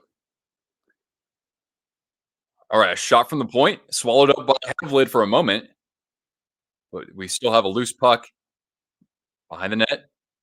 And yeah, the Americans are hungry to get another goal here. Looking for somebody across the crease. It actually goes in. It goes off Havlid, and the Americans take a 3-1 lead now. And if you're a Swedish hockey fan right now, you have to be absolutely bamboozled as the Americans have sucked some of the air out of the building. And who's the goal scorer here? Just great work from behind the net. And yeah, that was a shot from Howard has a second. And again, that went off the inside of Havlit's pad, or actually off the skate. And yeah, it just deflects in. And Isaac Howard extends the lead to 2 goals.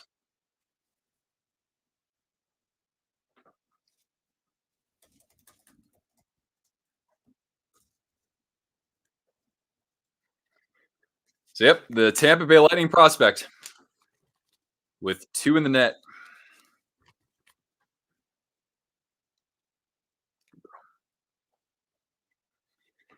Now we're down to about 5.5 left in the period.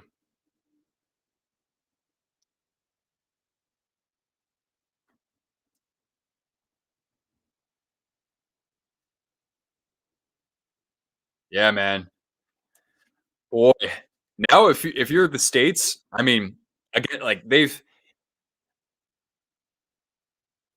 kind of found a way to maybe catch the Swedish defenders a little bit too high in the neutral zone, and now they've shown that they can actually control things from behind the net.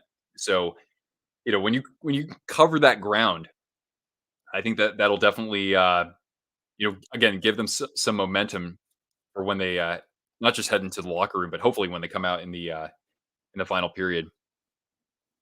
It's okay, Sweden. You still beat us in chocolate, and at least are on par in heavy metal bands. At least on par, if not better. Were there any fights? No, there weren't any fights. It got a little. It didn't really get all that chippy with Czechia and Finland, but it probably was as physical there for a little bit as you would find in a World Juniors game, right? International hockey games usually don't. International competition like this doesn't produce many fights, right? Because there are harsher penalties than there are in the NHL, to put it lightly.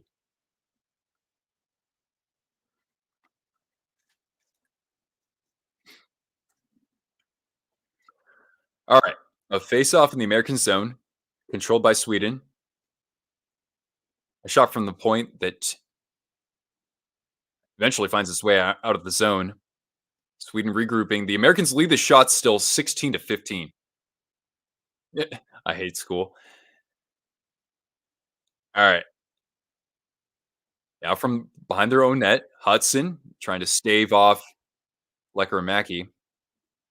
And now the Swedes again entering the zone and fluttering it back to Lekkerimäki. A shot a little bit wide of Augustine. And from the other point, and the Americans here can skate this out. Here comes Oliver Moore. Tries to deke around somebody. Nice read there to turn it over. A shot and a little bit wide. Hudson from behind the net gets double teamed. Looking for somebody in the slot there or at the dot. Oh, thanks, Spencer. I appreciate that. Have a great weekend. Have a great weekend. And USA, USA.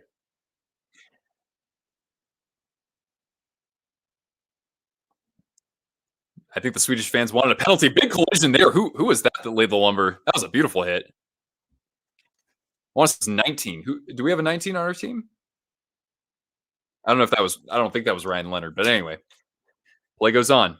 Maybe it won't be 4-2. Maybe it'll be exactly. Maybe it's going to be 4-2, but somebody else will have four. Good hit there from the Swedish defense behind the net. That was Axel Sandin Pelika, Detroit prospect. A chance from the dot for Sweden, and there was a big collision there, as we've seen a few hits being thrown late in this period from both sides. Now things are starting to heat up a little bit. Swedish fans are not particularly happy,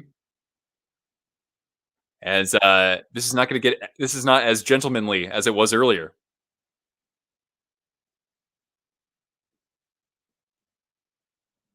Oh,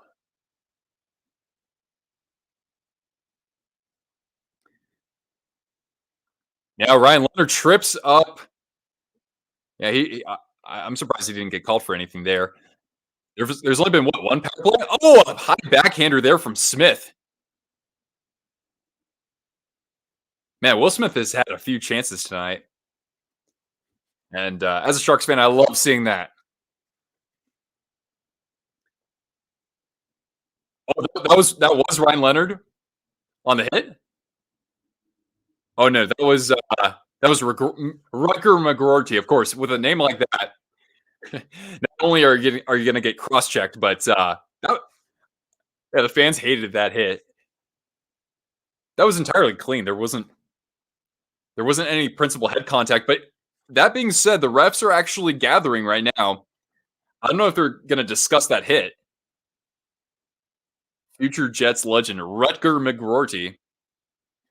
There doesn't seem to appear to be a penalty.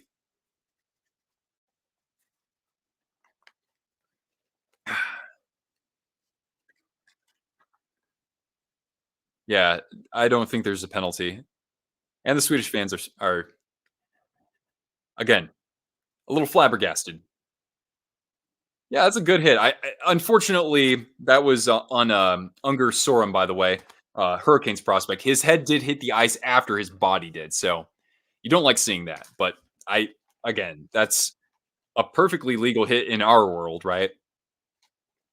And I don't think there's anything different when it comes to that sort of collision at this level of competition.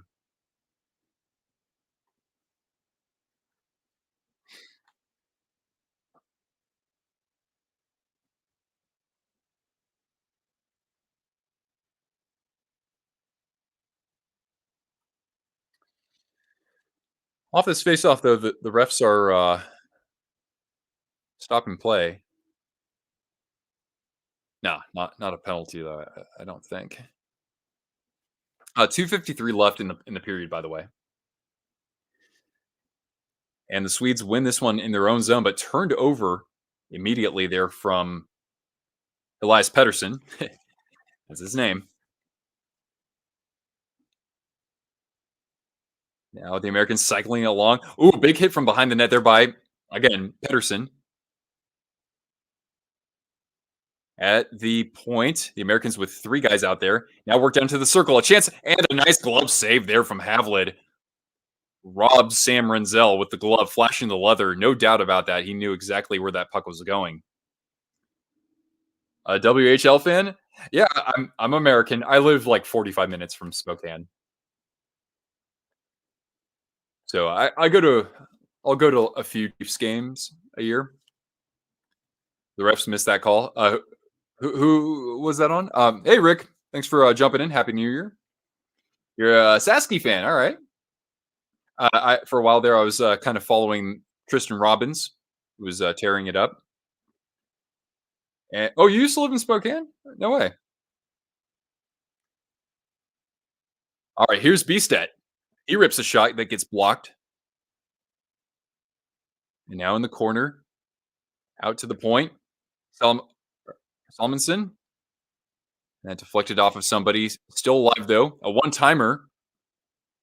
And now off the loose puck. The Americans will come the other way. This could be icing. No. Jumping in there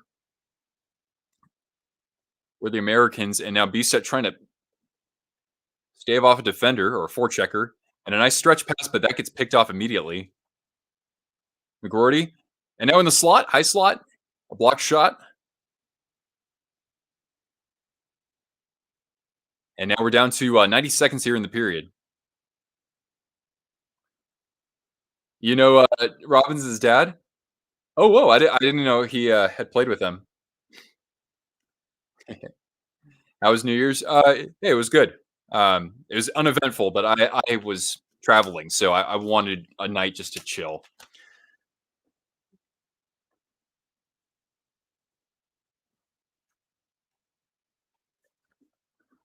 All right. Sweden off the loose puck will regroup here in the neutral zone. And taking this puck all the way down into the corner, and the Americans are going to get called here for what was that, a hold? That actually looked like an offense. So the Swedes will actually get a power play to close out this period and perhaps start the third period on the man advantage.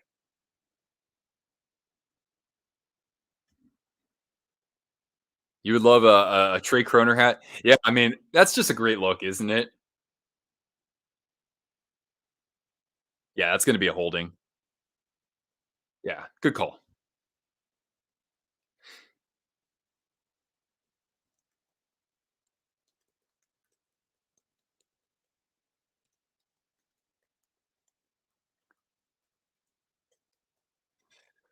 All right, so the faceoff won by the Americans. They're going to have to oh, nice little backhander out of the zone.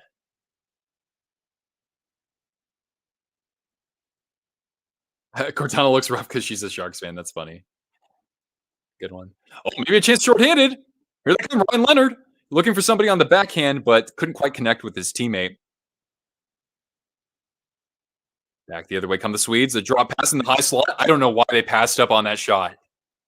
I don't know why you're doing that with 20 seconds left in the period, but it's still alive in the zone. Kept at the point. Cindy Palika.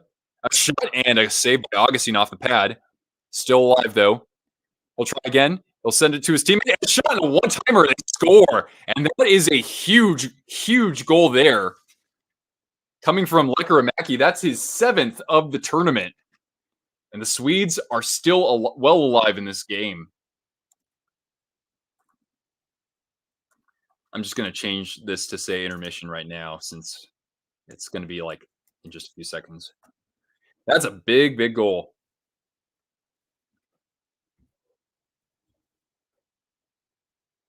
Since I'm American, hey, whatever floats your boat. Thank you. Moss Sports World. I mean, especially if you're a fan of the legendary Randy Moss, of course, but that's its own separate conversation.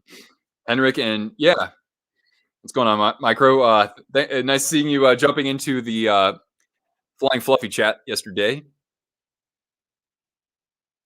All right, and that does it for the second period. Again, the Swedes largely controlled that period, but the Americans were able to slip behind the defense, take the lead, and Isaac Howard would add yet another goal to extend the lead to 3-1. But off that penalty in the final minute, it's Jonathan Lekkerimäki making it 3-2 on the power play. What a game! Yeah, this is far from over. Great game. All right, give me just a second, everybody. I'm gonna just get some water right now. Watch Cortana for me. I'll be right back.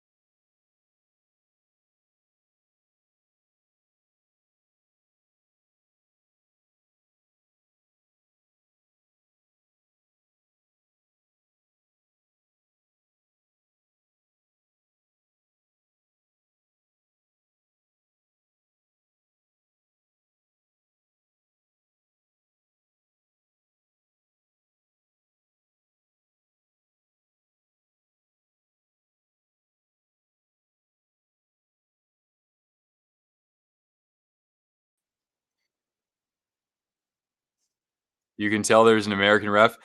Oh, are you? Do you live in Sweden? Because I know the crowd didn't like that hit from Riker McGorty.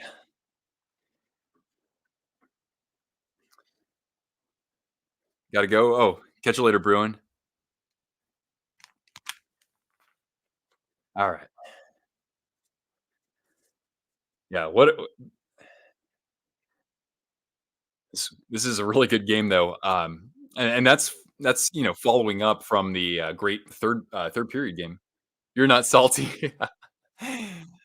It's not over. Again, the Swedes, have some momentum going into the locker room.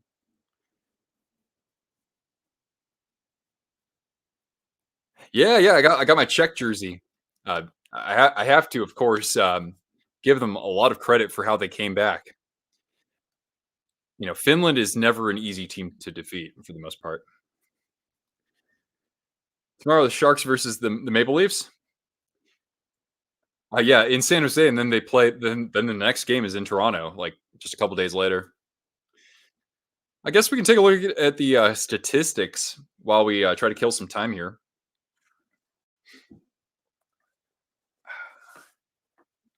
Yeah, what do you think of that, Cortana?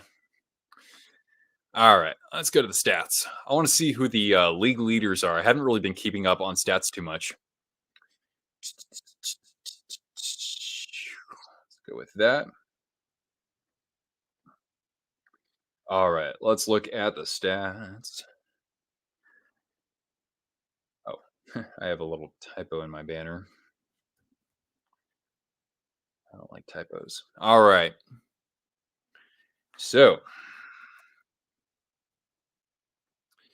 let's take a look at those leaders. So in points, right now the scoring race is kind of a two horse race between Nathan McKinnon, 64 points, man.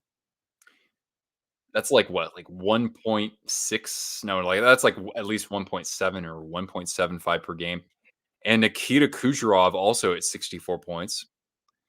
There's Connor McDavid, but I mean, it's crazy. Isn't that crazy to see Connor McDavid almost halfway through the season, 11 points back of the scoring leaders?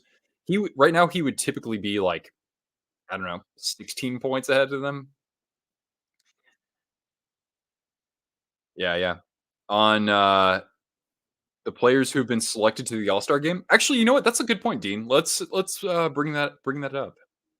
Because I haven't looked at the full roster. I just know that Tomas Hurdle made it. Let's take a look at the All Stars. Pasta and the Bread Man. Well, now I want some Italian. Let's see here. They have the full roster, right? All right, Frank Vitrano.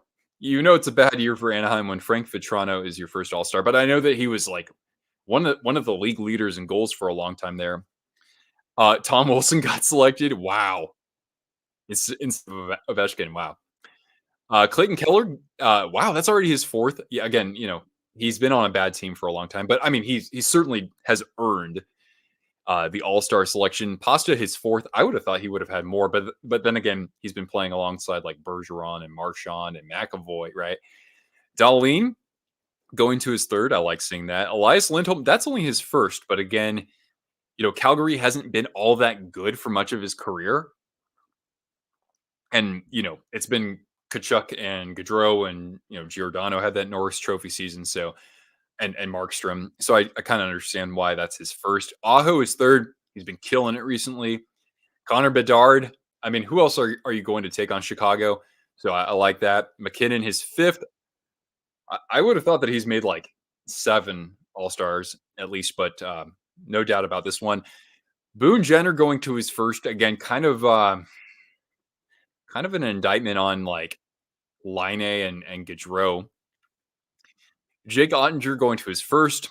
No surprise there. Alex DeBrinket, his second. Wow.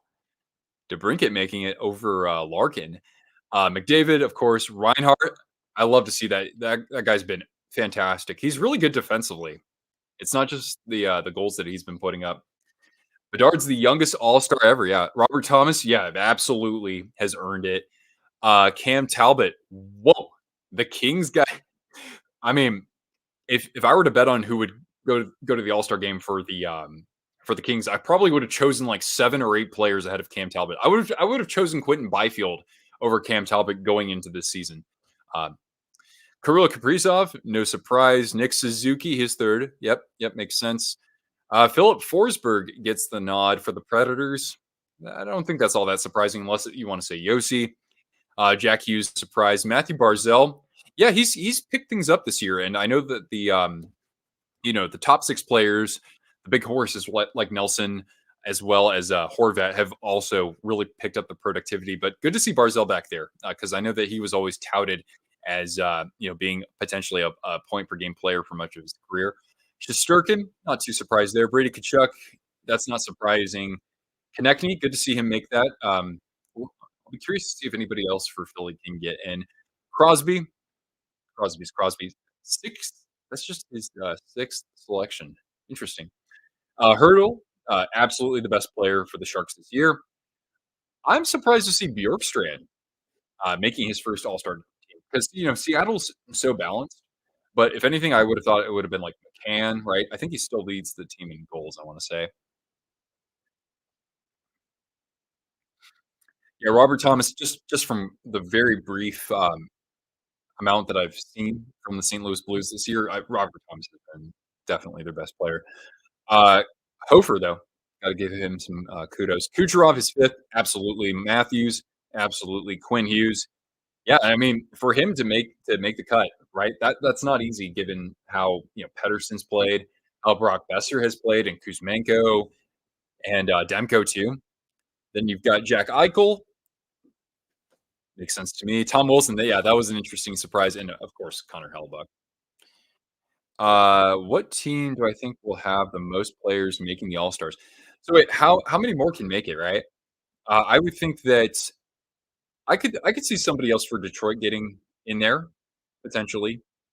I could see the Rangers sending more players, absolutely. Bruins should get a lot. Yeah, I would think that apart from Paul, you could see maybe McAvoy get in. Marchand could at least be in that conversation. Avs could Ronson get in. Makar should get in, right? And yeah, I would think that more players for Vancouver. I'd be happy to see that, and I'd like to see at least one other player for Winnipeg make it. Definitely, I'm definitely eating crow for what I said earlier. But then again, you got to see if this team actually makes a deep run, right? You can't spend that much money on like 2 30-year-olds, a 7-year deal for both of them if you're not going to make a deep run. And this team hasn't made a deep run in like 5 years. So that's all I'll say there. All right. How are we doing with? All right, we're still at intermission. So yeah, goals leader Austin Matthews at 30. I mean Kucherov at 27, considering he's more of a pass first player. Reinhardt still at 25. That's nuts, man. I love seeing that. Yeah, the bread man. It's not Zibanejad, huh? Besser's at 24, Pasta at 23. That's almost too low for Pasta, just given what he did last year. McKinnon 22, Crosby 22. Zach Hyman, I saw him in person, right? Sharks and Oilers a week ago, and yeah, Zach Hyman was definitely the best player in that game. I mean, he just, him, he just owns the paint there. Bronson at 20, and then we've got ourselves, yeah, Talbot, man, that's crazy. I would not have thought that he could still be at that level because I know he's had really really good seasons followed by like very disappointing, underwhelming seasons. I didn't think that he would be, like, horrible or that he was completely washed up, but I didn't think that he would be, getting the lion's share of starts and killing too. Uh, more voted on by fans. Okay, got it. Thank you for, clarifying that. Draft style, yeah, yeah, that's right. That's cool, right. You gotta mix it up with the All-Star break or, All-Star weekend. Yeah, goals against Aiden Hill at the very top. I mean, 1.93 in today's NHL, that's wicked. I know he's been injured recently, but that's still a large enough sample size to say that when he's healthy, he's a top goaltender. And the team is really well coached. Charlie Lindgren, 2.27, and he has to keep it at that level because the Capitals have have really struggled. Hopefully, Ovechkin has given us something to hope for. And they did get Max Pacioretty back, but he basically hasn't played in a couple of years. Hmm. Hellebuck, no surprise there. I mean, he's perennially a finalist at this point for the Vezina. Decord has been, of course, it's not just him getting it done. The Kraken have been scoring more goals recently, but yeah, he's been lights out. Bobrovsky, I mean, he's been rock steady. He has not had that many bad games. He really hasn't. And at this point in his career and where he was earlier with the Panthers, I mean, that's wonderful. And Jonathan Quick, I mean, same thing too, right? When Shesterkin doesn't have to start 65 games right, that and they're still winning the division comfortably, that's pretty good. Where do you watch the All-Star game? I don't know if it's NHL Network or if it's gonna get on, like, it might be ESPN or TNT. TNT, I think, would have it. Oh god. Swayman? Yeah, I'm not surprised. I mean, Olmark's not here, but the Bruins, right? They're still going to be one of the top defensive teams. Demko, yep, yep, and Samuel Urson for the Flyers. Welcome to the club. Save percentage, Aiden Hills. Wow. Lindgren, Talbot, Decord, Swayman, Hellebuck, Demko, Olmark. There he is, 918. Varlamov. Yeah, yeah. Varlamov has been amazing. Again, kind of like I was saying about Quick, when even if he's a grizzled vet, when your backup is doing that and can play, 27 or 28 games and is that reliable, I mean, that makes things so much better for you going into the playoffs. Because then that way you have a proven backup in case something happens to your starter. Because I mean, that's today's NHL, right? These goaltenders, you got to have at least two competent goaltenders. And there's Casey DeSmith for the wait. Oh, that's right, Canucks. Yeah, you have him and you have Thatcher Demko.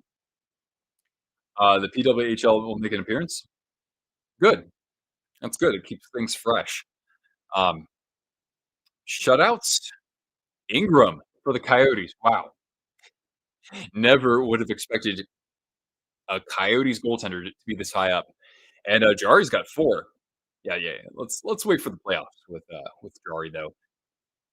And among defensemen, it's a race between Quinn Hughes and Cale Makar. But look at that, Victor Hedman.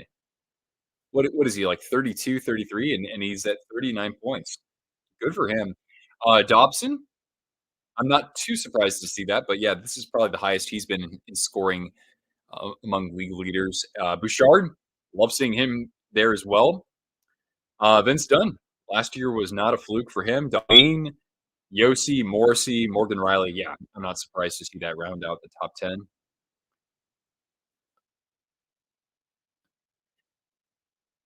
All right, 30 people still hanging out with us. That's wonderful to see. Uh, Darlene leading all defensemen in goals, and Quinn Hughes right behind him. Thomas Harley has 9 goals. Yeah, because the Stars defenseman, as great as Heiskanen is, he's not like a goal scoring defenseman so much. Jake Wallman has 9. Huh, I wouldn't have thought that he among the Red Wings defensemen would be leading in that category. I wonder how Philip Hronek's doing this year. Just on the subject of, in this case, former Red Wings defenseman. As for rookies, right now, look at that. Bedard way out in front.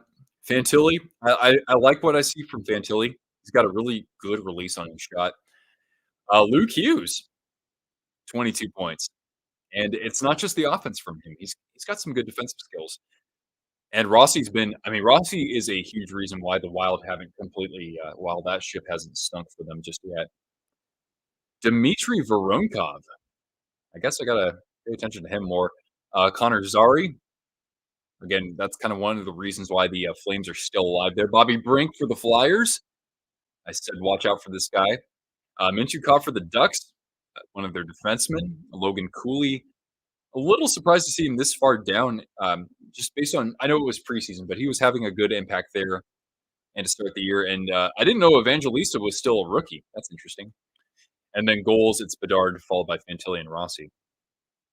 Xander, hey, thanks for jumping in here. And yeah, we'll probably get ready for the third period here. So I'm gonna hide my screen. There we go. I'm on the other side of Cortana.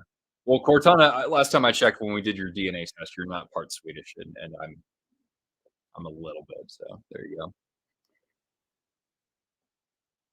All right, here we go. Ah, shoot, and the video feed cut out. Ah, that's always great, right? Yeah, I pay $50 for only audio. Let's see if I can get another feed of this on YouTube.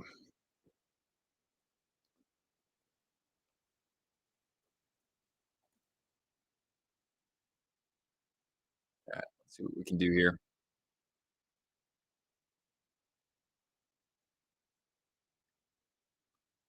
All right, third period is underway. We'll see if the Swedes have some momentum after that power play goal.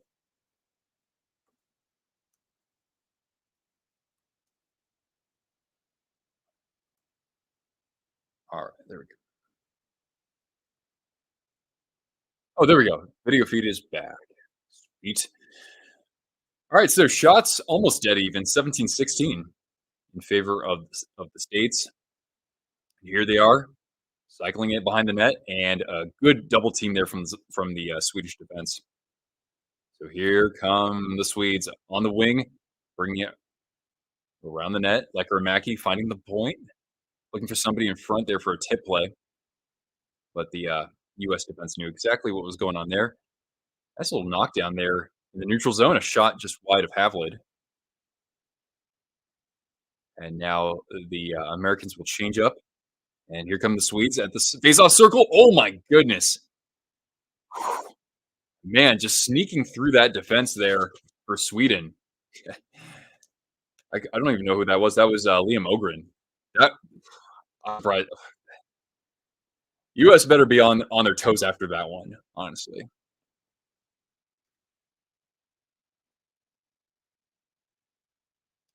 We'll get a an icing to the Swedes.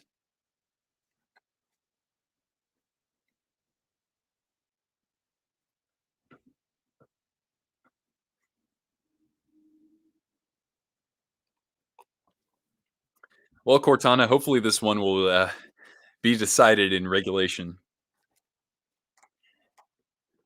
Sharks prospects are looking good today. Yeah, Will Smith has had a bunch of chances, hasn't he? One time off the face score.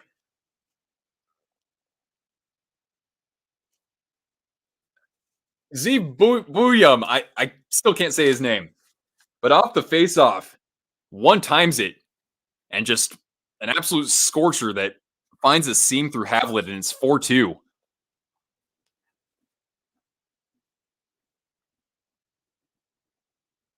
Booyah. Yeah, exactly.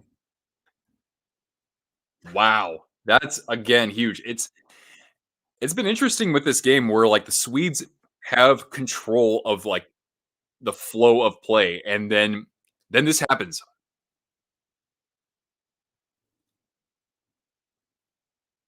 Yeah, he ripped that one.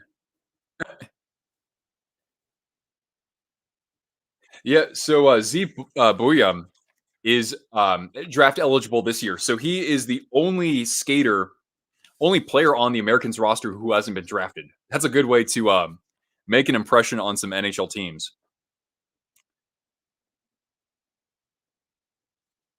All right. And the U.S. will dump this behind Havlid. And PWHL is fun to watch. All right. Hopefully, at some point, though, I can at least watch one of those games for their playoffs. That would probably be pretty fun. All right. So Sandy and Palika, chance in front off the rebound. Good attempt there. Still alive in the zone though. And now behind the net, Oslin. Some contact there by Hudson, and the States get the clear. They didn't even bring in Cole Iserman. Yeah, is Iserman still projected to probably go second? I think he still is, right? All right. Oh, Swedes nearly had a chance there, and now they got to regroup, trying to bring it back into the zone, but it's coughed up. Here comes from McGorty. Big Rutger McGorty. And now Beastet off the loose puck. Macklin and then Demidov. Yeah, I mean, Celebrini still has, what is that, 25? Yeah, he's a freshman at Boston University, right? And I didn't even know that like he's a freshman and he's still 17 years old. He doesn't turn 18 until June, and the guy has 25 points in 15 games. This is not a bad year for the Sharks to draft first overall.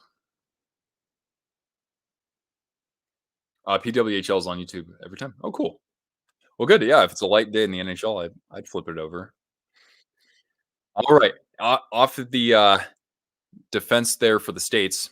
Well, off an American defender, and we'll get a face off in the American zone, or in their zone, with the shots tied at 19. Sorry, it's been a while since I called a game. His brother's also at Boston. Okay, yeah, I didn't know that. Hmm. Is Idaho close to Saskatchewan? Not so much. We're just south of like the very eastern part of British Columbia. So the closest major city to me is Calgary. Vancouver's like basically equidistant. Oh, yeah, the Americans not afraid to throw the body a little bit as this game has progressed. Swedes regaining the neutral or regrouping the neutral zone. A lot of neutral zone turnovers though. Here come the Americans at the goal in a shot and saved easily there from Havilland. Have I been into Canada? Not in like almost a decade. I've been a couple of times to like British Columbia. Will Smith from behind the net brings it out to the point, feeds it to Renzel. Playing catch with his teammate. Renzel rips one. Oh, pad save. And I think that was deflected in front from Ryan Leonard. They nearly had another one. But a great read there from Havilland. Kelowna is super nice. Yeah, it's like I think like a 9-hour drive for me. Pardon. I also hear good things about like Nelson, British Columbia. That's pretty close. I think that's like a 3-hour drive for me. There's like a ski resort over there.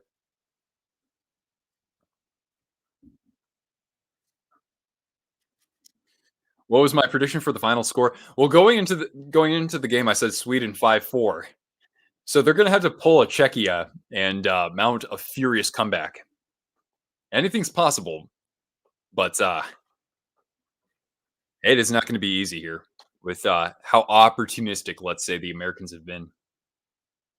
Right, Cortana? Yeah, good girl.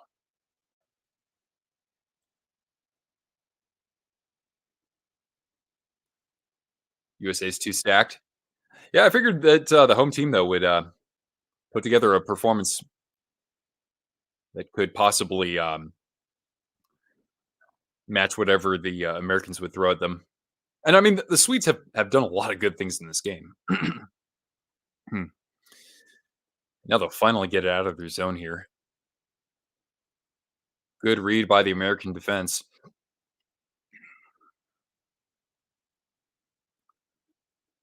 Now from center ice, Osland. And yeah, just good pressure in the neutral zone from the Americans. Now dumped down behind the American net. And that puck trickles out of the zone, but the Swedes are the first to it. A shot just as he gains the zone there by, come on. Oh, 27. Wait, 27. Was it? Oh, that was Pedersen? Yeah. Well, anyway, easy save there for Augustine. And so we get a face off with 14:30 left here. 14:30 left. Do I know Napoleon Dynamite? No, I know his uncle though. I live way on the other side, near the border.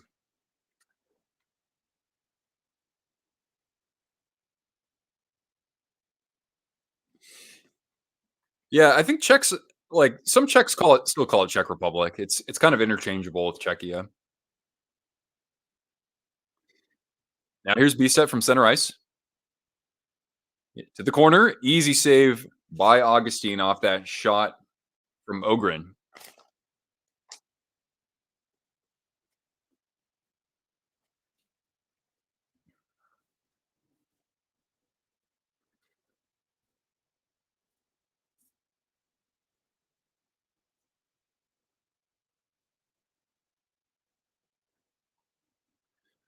14:10 left here in regulation. Shots are locked at 21. And we get a face off in the American zone and controlled by the blue team.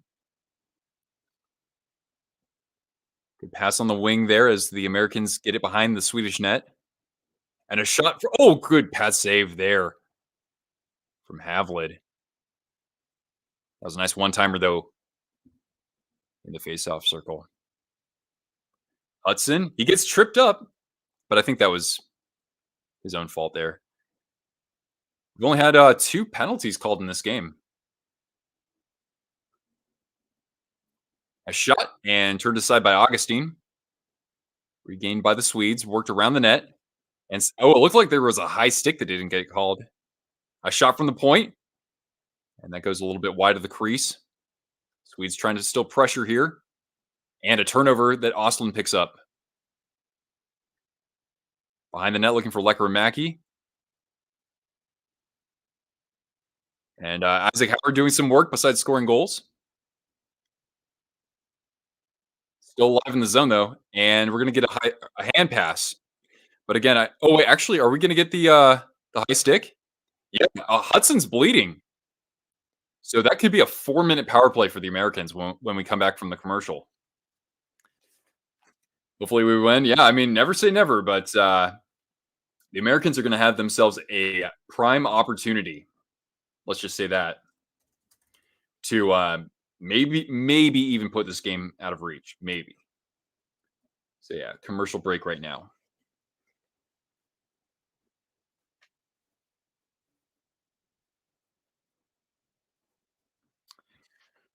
Man, I can't wait. I can't wait for this game to be over though, because this comes during lunchtime. Homeboy got to eat.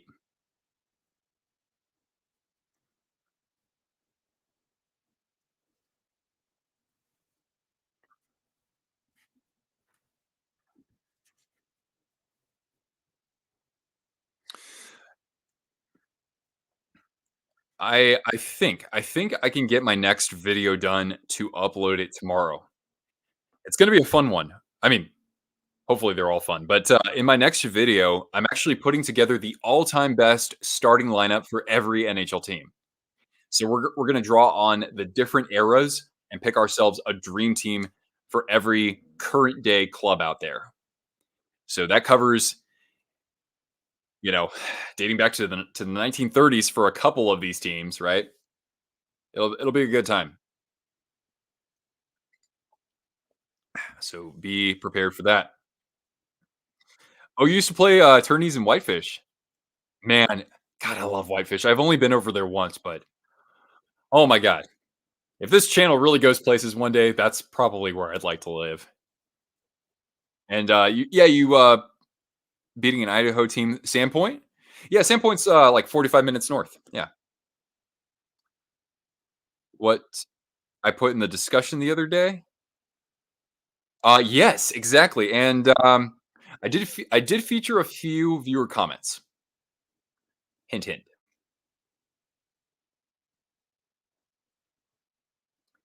Is this reviewable? I mean, that's what they're doing right now.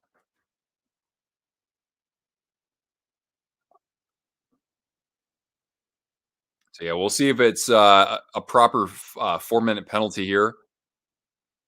I thought they missed the high stick initially, but yeah,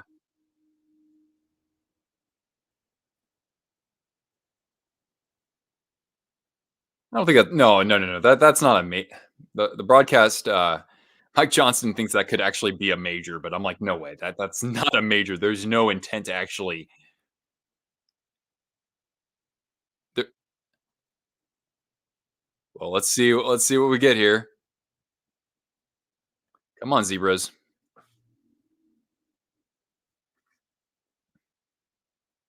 How are the Chiefs doing? We beat them 2-0. Oh, cool. Um, Chiefs, they're doing better than they have the last couple of years, but they're still like not all that impressive.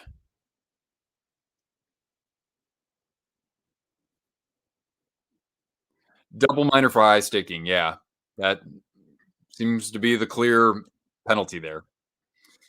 You get Spokane. Oh, really? Um, I mean, hey, Berkeley Catton, he's fun to watch, but of course he's going to be drafted.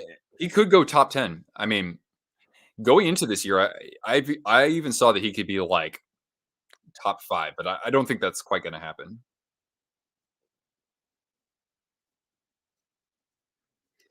So here we go, guys.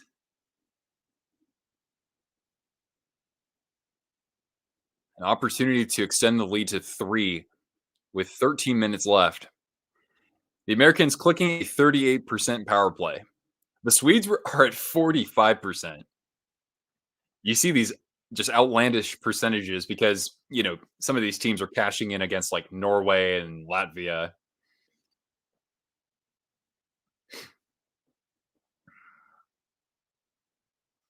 They're like sassy hockey players. Is Catton from there?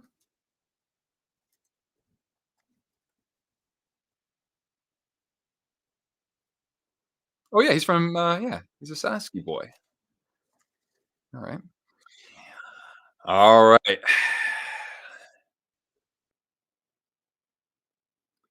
Off the face-off, controlled by the Americans and work to the point.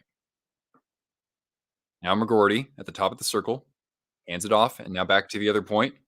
Some quick puck movement. At the top of the circle, looking down low, back to the circle, nice seam pass, a shot, and that goes a little bit wide by or off the who ripped that? 19 in blue.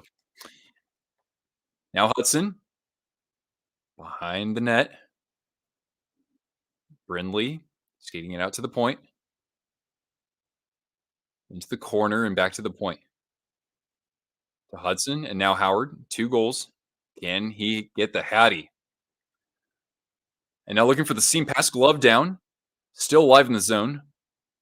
Swedes nearly getting a clear there, but it's still alive. They got to be kind of tired here.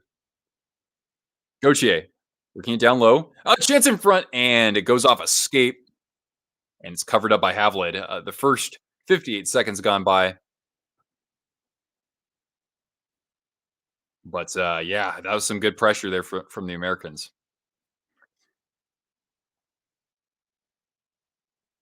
Yeah, I think so too, Dan. That leave it out on the ice, right?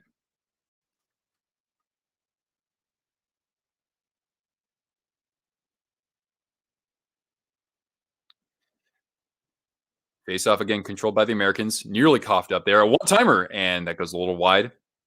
Picked up by Will Smith. Dishes it back to the point. Big Willie.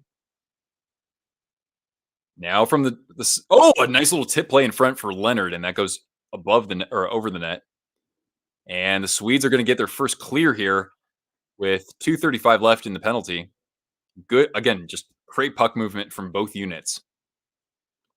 I think you're right, Riley. Smith gaining the zone with some speed, and he sends it around the net. Sent back to the point to Seamus Casey, Devils prospect. Now at the circle. Out to Smith, top of the circle. Seam pass, shot, and wide. Smith barely able to contain that in the zone. And now the Swedes get another clear. Snuggerud's always good. Yeah, I think that I don't know about a steal, but he was touted. The Blues were commended for drafting him at that specific spot in the draft. If a shorthanded goal is scored, the player, yeah, I like the intent behind that. A shot from the high slot over the glove. My thing though is I think that the team killing the penalty should get to decide if they want to remove the player from the box because sometimes teams just know how to defend on the penalty kill and create another chance. And now a chance at the side of the net there, and Havlid able to turn that away. 1:15 left in the penalty. Gauthier drawing 2 defenders, a backhander, but nobody's there. And Pedersen able to send it ahead for his teammate. Maybe a chance here for Sweden. A shot and a save by Augustine off of Edstrom. SEC. We're looking good. We're looking sharp. This power play came at a good time. At the least, at the very least, what the Americans are doing is tiring out the Swedes by hanging on to the puck in their zone. PWA has some checking. Oh, or PWHL. Well, that makes things a lot more entertaining. All right, the Swedes getting the clear here. Under 10 left in regulation. The best penalty kill in the Western Conference. Oh, I don't know, man.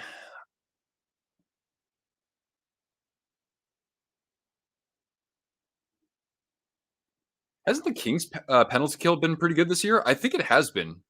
I wanna say it's been one of the best in the NHL. All right, brought into the zone. Seamus Casey in the corner takes a hit. Good support. And Gabe Perreault sending into the slot, a shot, and nice block in front. Down to 15 seconds in the power play. The Swedes are looks like they're gonna come out alive. Will Smith is gonna regroup here with some time.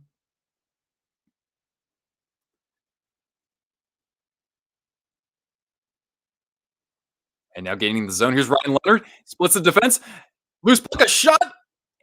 I don't know if Havli got a piece of that. And now Pedersen shoving one of the Americans to the ice. I don't know if that was a flop.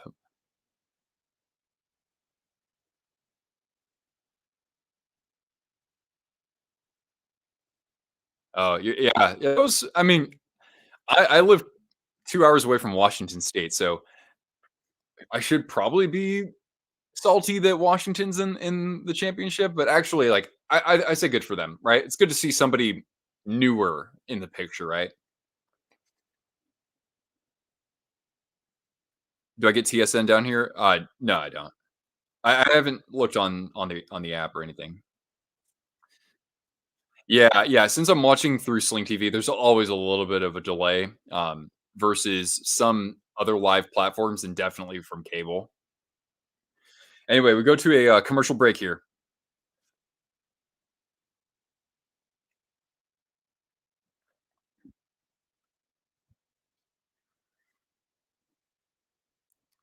Yeah, yeah, Mike Johnston, because he's on the NHL Network broadcast with EJ Hradek.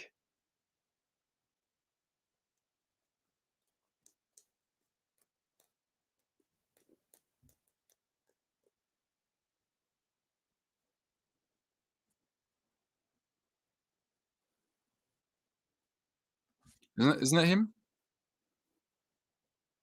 I thought so, at least. Yes. So was it Leonard who got shoved there at the very end? Oh no, so you're saying it was Finley? Oh, Finley nearly scored there.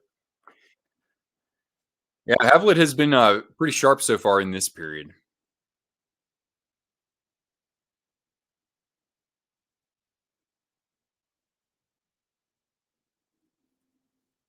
Dennis Bayak.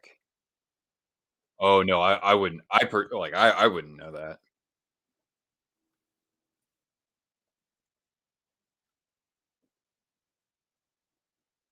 All right, U.S. winning this face-off in the Sweden zone and sent behind the net. Got ourselves a scrum in the corner here. Yeah, you're going to start to see more of that. I think as this period trickles down, and an offside for the Swedes here.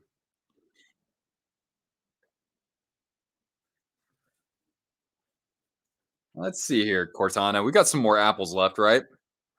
There you go, girl. Good job.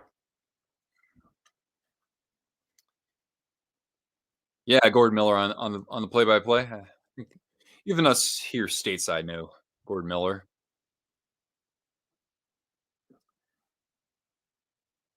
All right, Americans controlling the face-off and sent down the ice.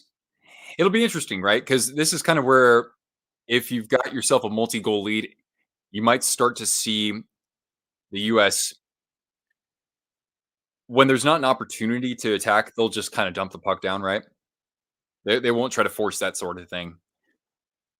And I have not seen them turning the puck over when they try to break into the neutral zone. So that's good for them because last period it did not look pretty. A shot from the point and blocked up high in the American zone. And now Renzel, and now dumped down into the Swedish corner. So yeah, you start to see more plays like that.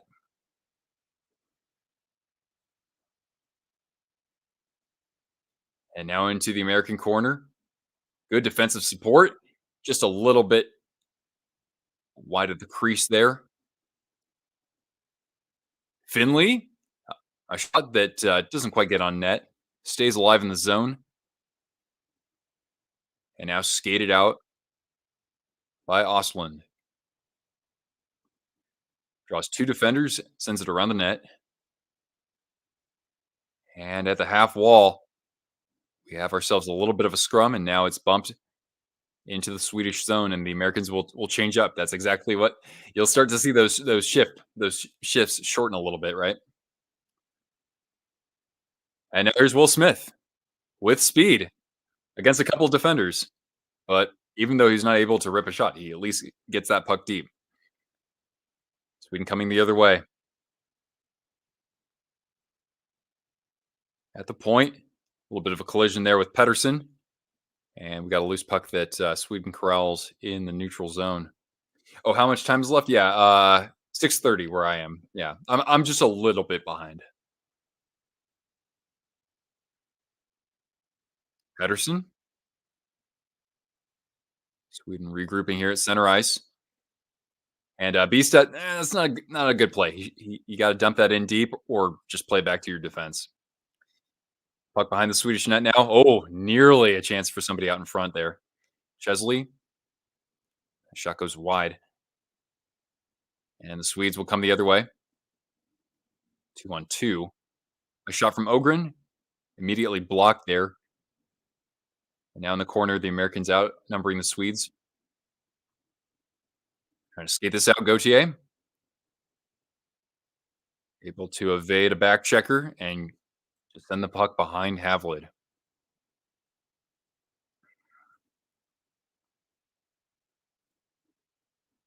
Another block shot there for the Americans.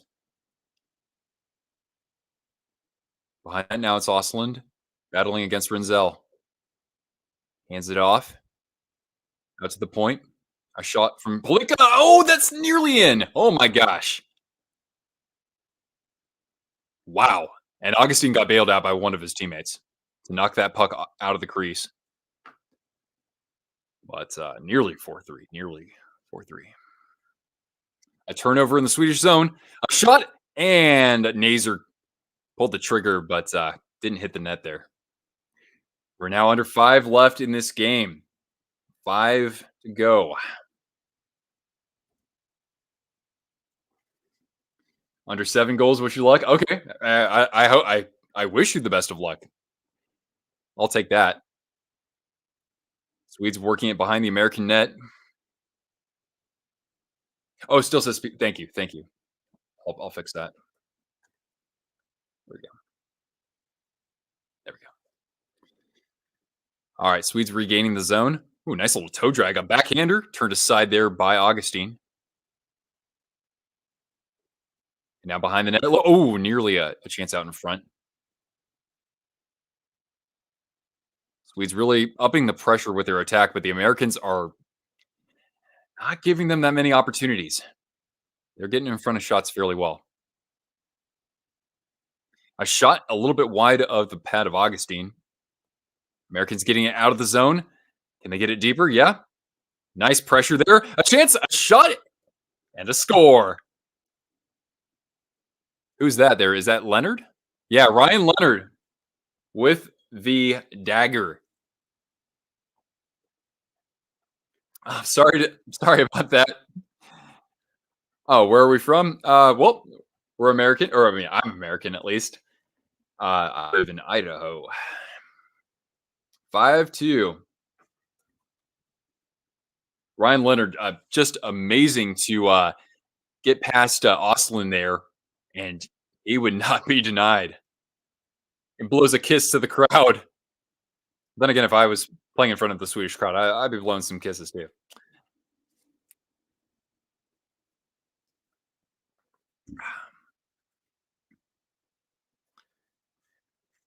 And we are now just what 3 minutes and change away from a gold medal for Team USA. Yeah, Sweden has the most silver medals. They do, yeah. I mean, hell, for a country of 10 million people, that's pretty damn impressive.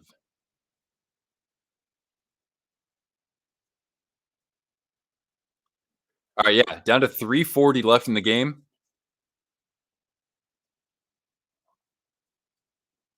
And the Americans are upping the pressure in the Swedish zone there for a moment. A stretch pass. Sweden gaining the zone here. A back pass. Shot. Glove save there from Augustine, still alive. Here's Lekeramaki looking down low. Oslin gets, I don't know if he got tripped up there, but he fell down. And now the U.S. skating it out. Nazer hands it off and an empty net. And we got ourselves another goal. It's 6-2. It's Rutger McGroarty. So, guys, who's your MVP of this game?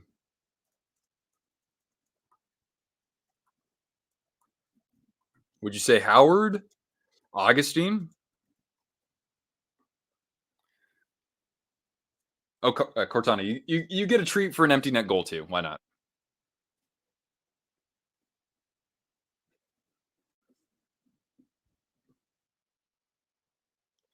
And somebody for Sweden just broke his stick over the goalpost. Snuggerud. Hudson. Yeah, Hudson's been pretty damn good too.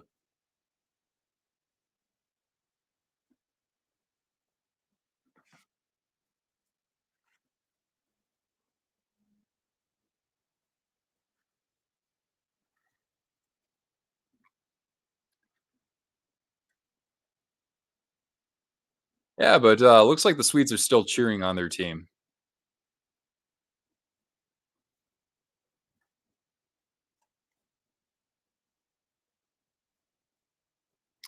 Yeah, Ryan Leonard, Capitals prospect. I mean, when was the last time the Capitals had a prospect that highly touted? Right, it's been a while. They have somebody else in this tournament too, right? Or at least from this team, Ryan Chesley. There we go. You knew the USA would get 6 goals. Hey, kudos to you.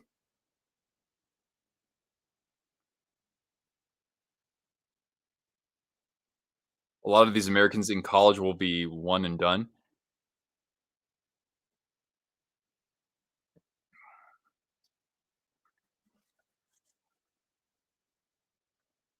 All right, here is Hudson. Under 3 to play. I mean, I don't really have much more to call here in the Swedish zone. Got to wait for them to get on the attack. What teams have prospects on Team USA? Yeah, I'll just read it off to you as we trickle down here. Actually, the Americans are threatening for more, and a shot off the side of the net there. From Howard was looking for the hat trick. So yeah, Chicago has 4 prospects. The Blackhawks have 4 prospects on Team USA alone. Frank Nazar, Oliver Moore, Gavin Hayes, and Sam Renzel. Renzel being the lone defender. A shot from Sweden and a save from Augustine. Play goes on here with 2:10 left.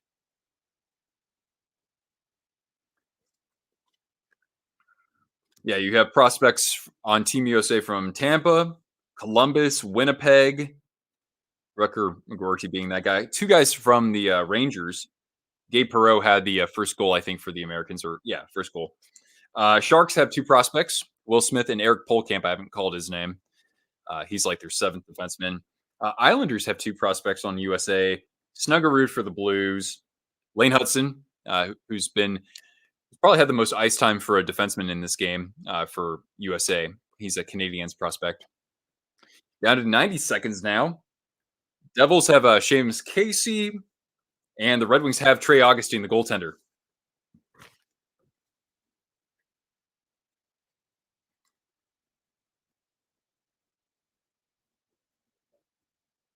But yeah, I agree with you, French Montana.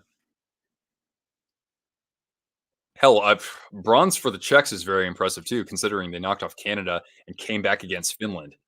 To do that in one tournament, like even if you're the USA, if you do something like that, that's very impressive. But yeah, I mean, the Swedes are still one of the best programs in the world. You know what? There's a fight. Oh God! Down to 40 seconds now.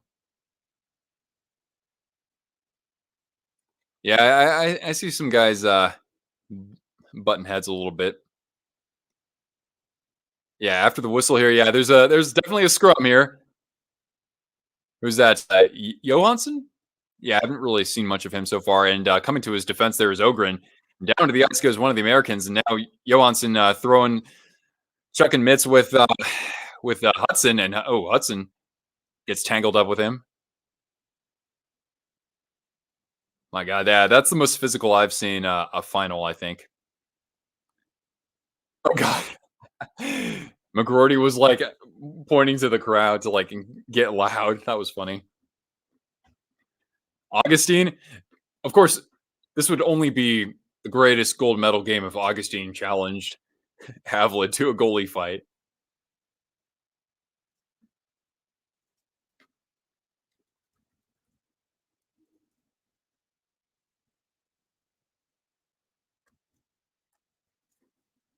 Gauthier was the fifth overall pick last year from Philly. So yeah, I would think that he's their top prospect right now.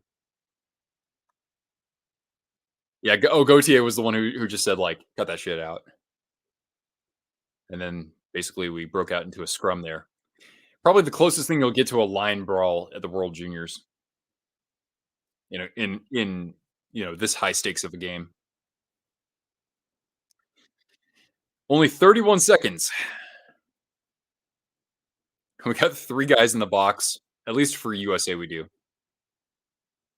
Flyers have some good prospects, and we saw earlier that Bobby Brink is contributing a little bit on offense for the Flyers. That's one reason why they're having a good season. I mean, even if they don't make the playoffs, if they can still be competitive for 82 games, that would still be impressive in my book. I think. And yeah,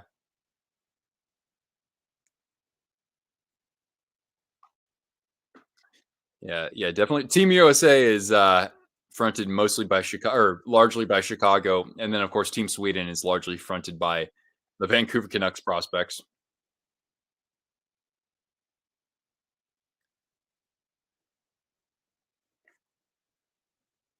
Can they just call the game? Just say that's game.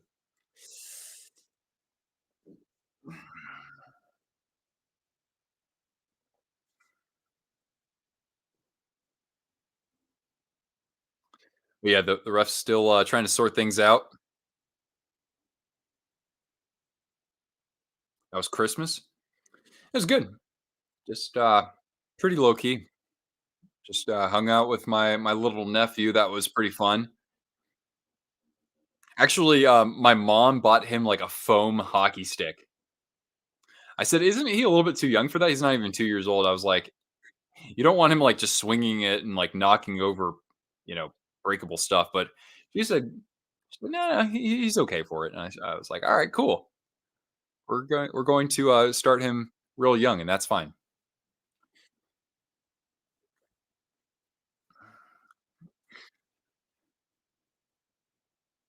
I forgot to go to the blue line after the game. I think that they were just basking in the moment because they didn't expect it to happen.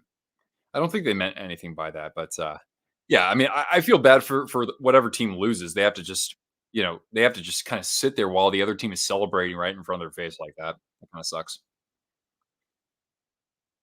Hey, Charles, how you doing? Go Yotes! What a great season they're having so far. A couple of Swedes are walking over into the locker room.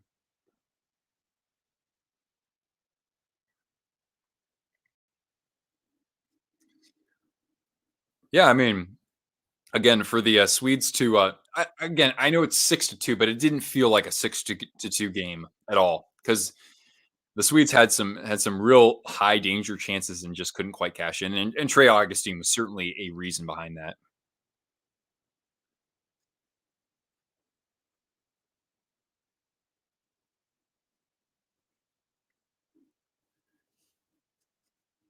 What are the Swedes chanting? I don't know. Coyotes have been scary lately. Yeah, again, when you're playing with house money like they are, they're like they could end somebody's hope of making the playoffs. All right, we're finally going to get the puck to drop here with 31 seconds left. Yeah. Yeah, get the USA chant going in the chat. All right. Hopefully, no more whistles here. Oh my gosh, are the Americans going to try for another goal? Another empty netter? No, no, no. Havlet's still in net, or he's back in net. And your 2024 World Junior Champions, Team USA. Team USA. There we go, baby. Whoop whoop. That's gold number 6 for USA. Let's give Cortana some treats here, victory treats. Good girl. And congratulations to Team USA. And congratulations to Team Sweden. They hung very tough and winning a silver medal in a field against USA and Canada. That's no slouch at all. Congrats, of course, to the Czechs. That's why we got the jersey behind us here. Will Smith, yeah, yeah. Will Smith is a gold medalist. Love seeing that. The first of hopefully the triple gold club. Well done, Cortana. Exactly. Oh, there's no winter break for me, Charles. Well, I mean, just there was a week off for holidays, and that's it.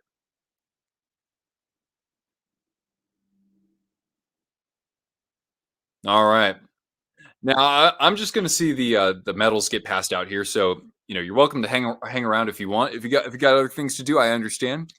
Have a wonderful rest of your day.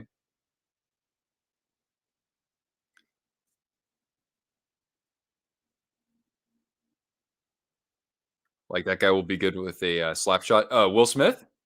I mean, I do like what I see from him. I do quite a bit. It's cool that he can kind of play the point like a defenseman would. Um, oh, I haven't been in school. What 14 years? The sticks went flying. Yeah, yeah. Those gloves were definitely floating in the air for a while there too. But yeah, the Americans, man, they're stoked. Oh, thanks, Thomas, and hopefully see you again for another Europe friendly stream at some point.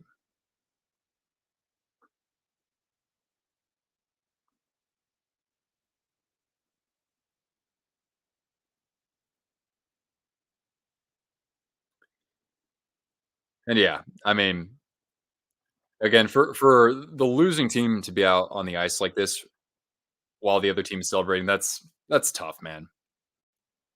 That's tough.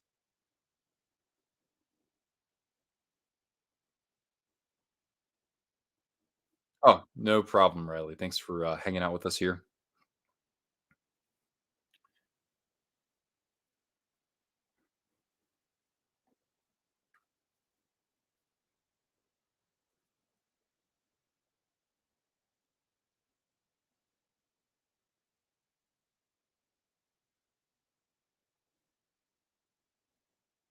I think they're announcing that Havlid, the goaltender for Sweden, was the top goaltender of the tournament.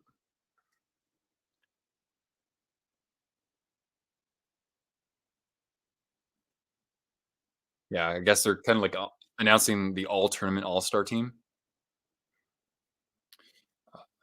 Boston Strong, yeah, yeah, Boston Strong. For fans of Boston College hockey and stream tonight. I'm not planning to do tonight. I know some people have to bounce, but yeah, I might have a video available tomorrow.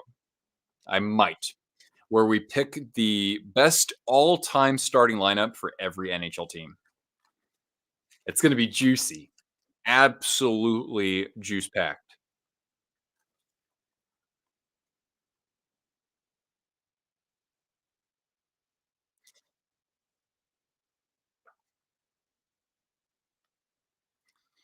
Yeah, you're welcome, Dean. I know my play-by-play wasn't the best. I just wrote down these names in the morning. I didn't even study them. How long will that video be? That's a great question. Probably well, my raw before or my first pass through was like 38 minutes. So I'm gonna knock that down probably to like I would think maybe like 32. I'd like for it to be tighter. I'll see if I can do better than that. That's one where you throw a blanket on and settle into your groove there in the couch and enjoy it. Blues should have a good one. I mean, that was one where I think that's probably one of the ones where I wasn't quite as confident. Is Brett Hull part of it? Yeah, absolutely. But like there are debates about who should start in goal, for example. The defense I think is pretty definitive though. All-time teams may need to split it up and have some debate. Oh, there will certainly be some debate. Hopefully the debate's friendly. Even for the original 6, yes, yes. But again, you gotta like, for Canadians goaltenders, how do you choose one, right? How do you choose one? Because they have, like, 5 or 6 goaltenders who are greater than just about, like, 10 other teams' starters, or 10 other teams' best goalies, right?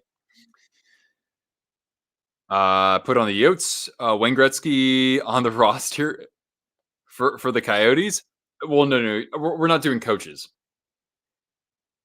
Looks like Isaac Howard is getting the player of the game.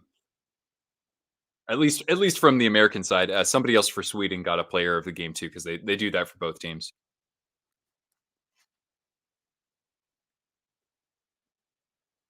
Price, Waugh, Plant. Yeah. What about Dryden? Right. What about George Hainsworth? What about George Vezina? Hart Trophy winner Jose Theodore. Patrick Waugh. Right. Or no, you said Waugh. So yeah, it's just bonkers. All-time team for each club, like 20 players, just starting lineup. Otherwise, yeah, that video would be like 4 hours long if I tried to do the full 20, right? So, I think I make that pretty clear to start things out. Jacques Plant probably just edges out Waugh and Dryden. Yeah, yeah, spoiler alert, I picked Jacques Plant. Yeah, Swedes were booing the refs. I did hear some boos there. Habs could have a team just of yeah, really, you're entirely correct. You would watch a 4-hour video? I'm gonna need, oh boy. I think that one I did for Mount Rushmore, I think is my longest. It's like 50 minutes. Bruins would be tough. Yeah, that's one where like I went online and I looked up some articles specifically on this topic, and I think that I picked good players, absolutely. But here's the kicker, guys. I'm basing this on how good these players were in their prime specifically. So it's not just the length of their career. It's like and for the Buffalo Sabres, that one was really interesting too. Oh, thank you, Moss. I'm already editing this thing, so I'm very deep into it. So we've already made our picks. Hated that fight at the end. Yeah, yeah. I mean, it's entertaining, but it's like, yeah, for this tournament, I understand why they don't want to see anything like that. But it didn't seem like anybody like got hurt or anything like that. Anyway, they're handing out the silver medals for Team Sweden. Esposito.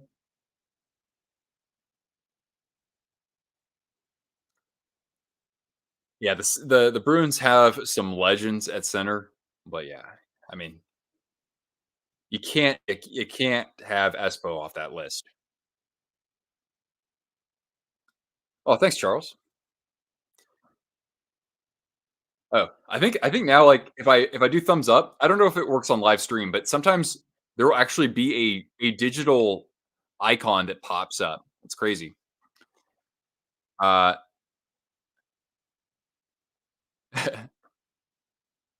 Lighting, St. Louis, LeCavalier, Vassy, Hedman, Pat Maroon. Hey, Maroon scored some clutch goals. Oates. Oh, Adam Oates, yeah.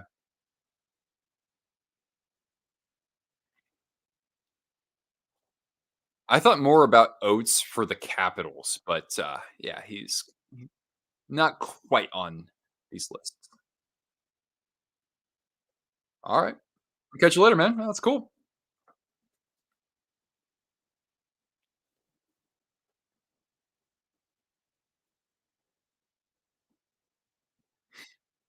Boston, Bergeron, Chara, Krejci, or yeah, you'll be in for a surprise, I think. Oates is a blue.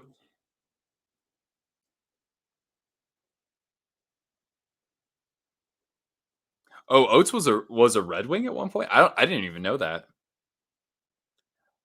I hope that you enjoyed watching that game and doing a live stream there, Victoria.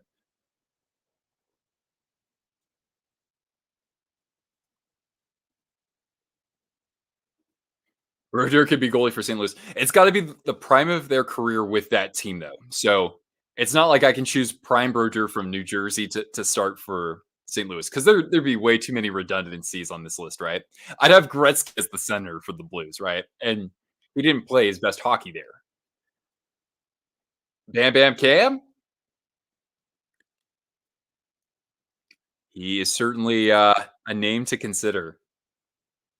Top 5 players, Crosby, Mario. Yeah, I mean, Pittsburgh, and I can't cheat, like, I couldn't put I didn't even put Malkin on the forward group, even though he's played, like, a little bit of wing, he's not at his best as a wing, so it's gotta be a true center and 2 true wingers. Newest teams would be hard. I actually thought it was pretty easy for the Knights, and Kraken I didn't think was all that difficult either. I don't know. Maybe you would approach it differently than I would.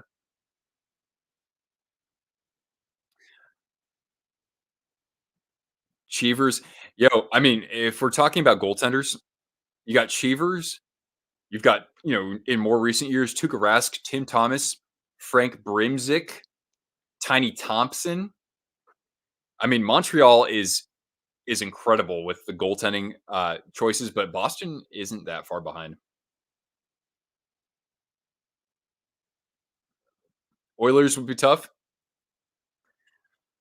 We had a viewer comment about the Oilers, and I actually and this was like after I'd made these lists, and his was exactly what I had for mine.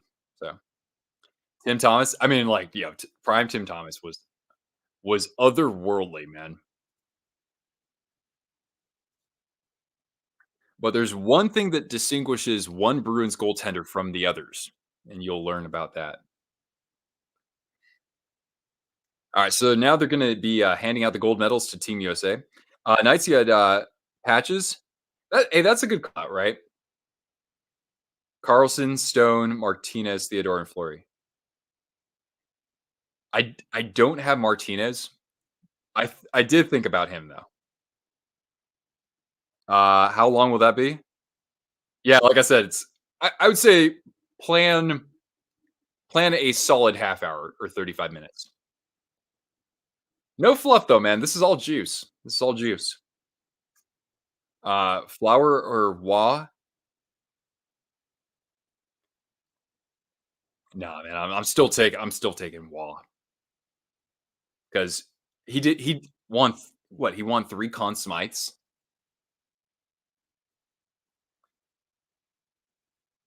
And you can have repeats too. So you could have I'll give you an example, Chris Pronger, right?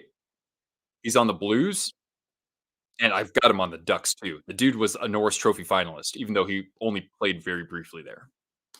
If you're a coffee low Curry, Gretzky, Messier, gee, that sounds okay to me. Hull, Makita, and I think we know who plays right wing for that line, right?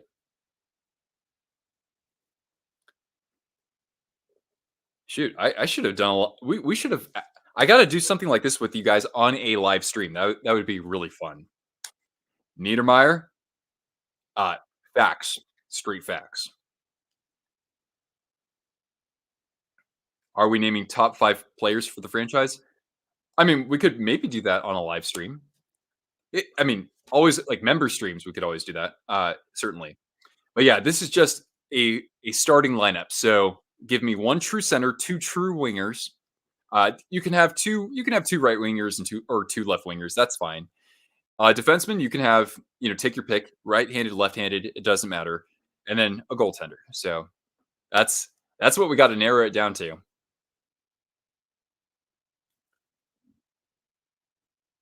Hell, even I'm not the happiest with who I chose for the Sharks.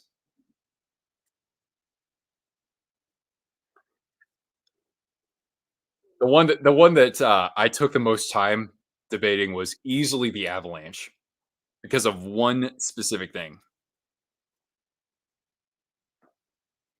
And yeah, the U.S. of course getting their gold medals here, and now we gotta have the anthem. I gotta take off my hat. I'm not gonna stand up here because here I am on a live stream. Yes, we get the Star Spangled Banner.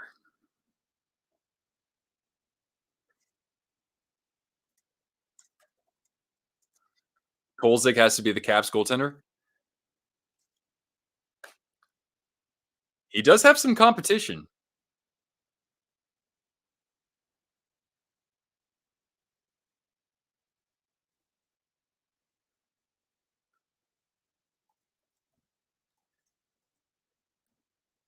Winnipeg. What I did with that one, Moss, is you see you get two different crowds with a video like this. So you got people who are so loyal to the old original Jets, and then you have you know today's Jets fans. So for that I did a separate. I broke them out separately, and then we're gonna have also in a separate video for our members. We're gonna have 7 or 8 defunct franchises or 8 defunct teams. So if you're not a member yet, you can join our membership at either level and you'll get access to a video specifically about classic teams like the North Stars, Nordiques, Whalers, Thrashers, Atlanta Flames, Golden Seals. I combine them with the Barons.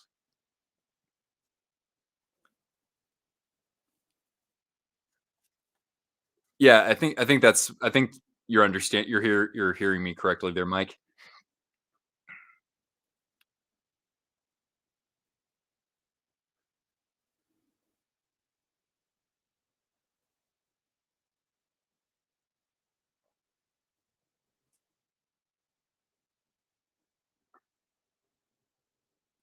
Wow, you've been following the NHL for 40 years. Yeah, you probably know a lot more than I do. I think I'm gonna start. I don't know. I'm not a big reader, but I might start actually like getting some books. You know, because there are some good nuggets in there that you can't find online in articles.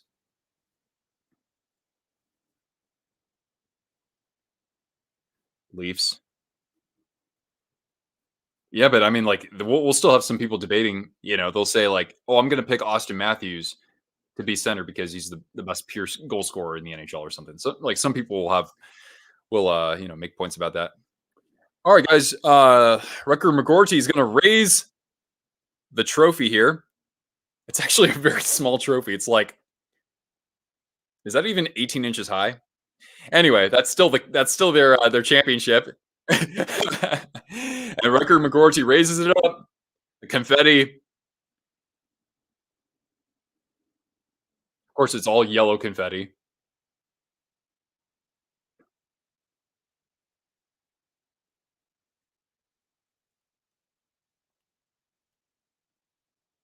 All right. Anyway, guys, I'm gonna wrap it up. My stomach is just growling, and we'll have another stream soon enough. And like I said, get look forward to that video launching maybe tomorrow. I got to produce. I still got to film my defunct teams for the members video.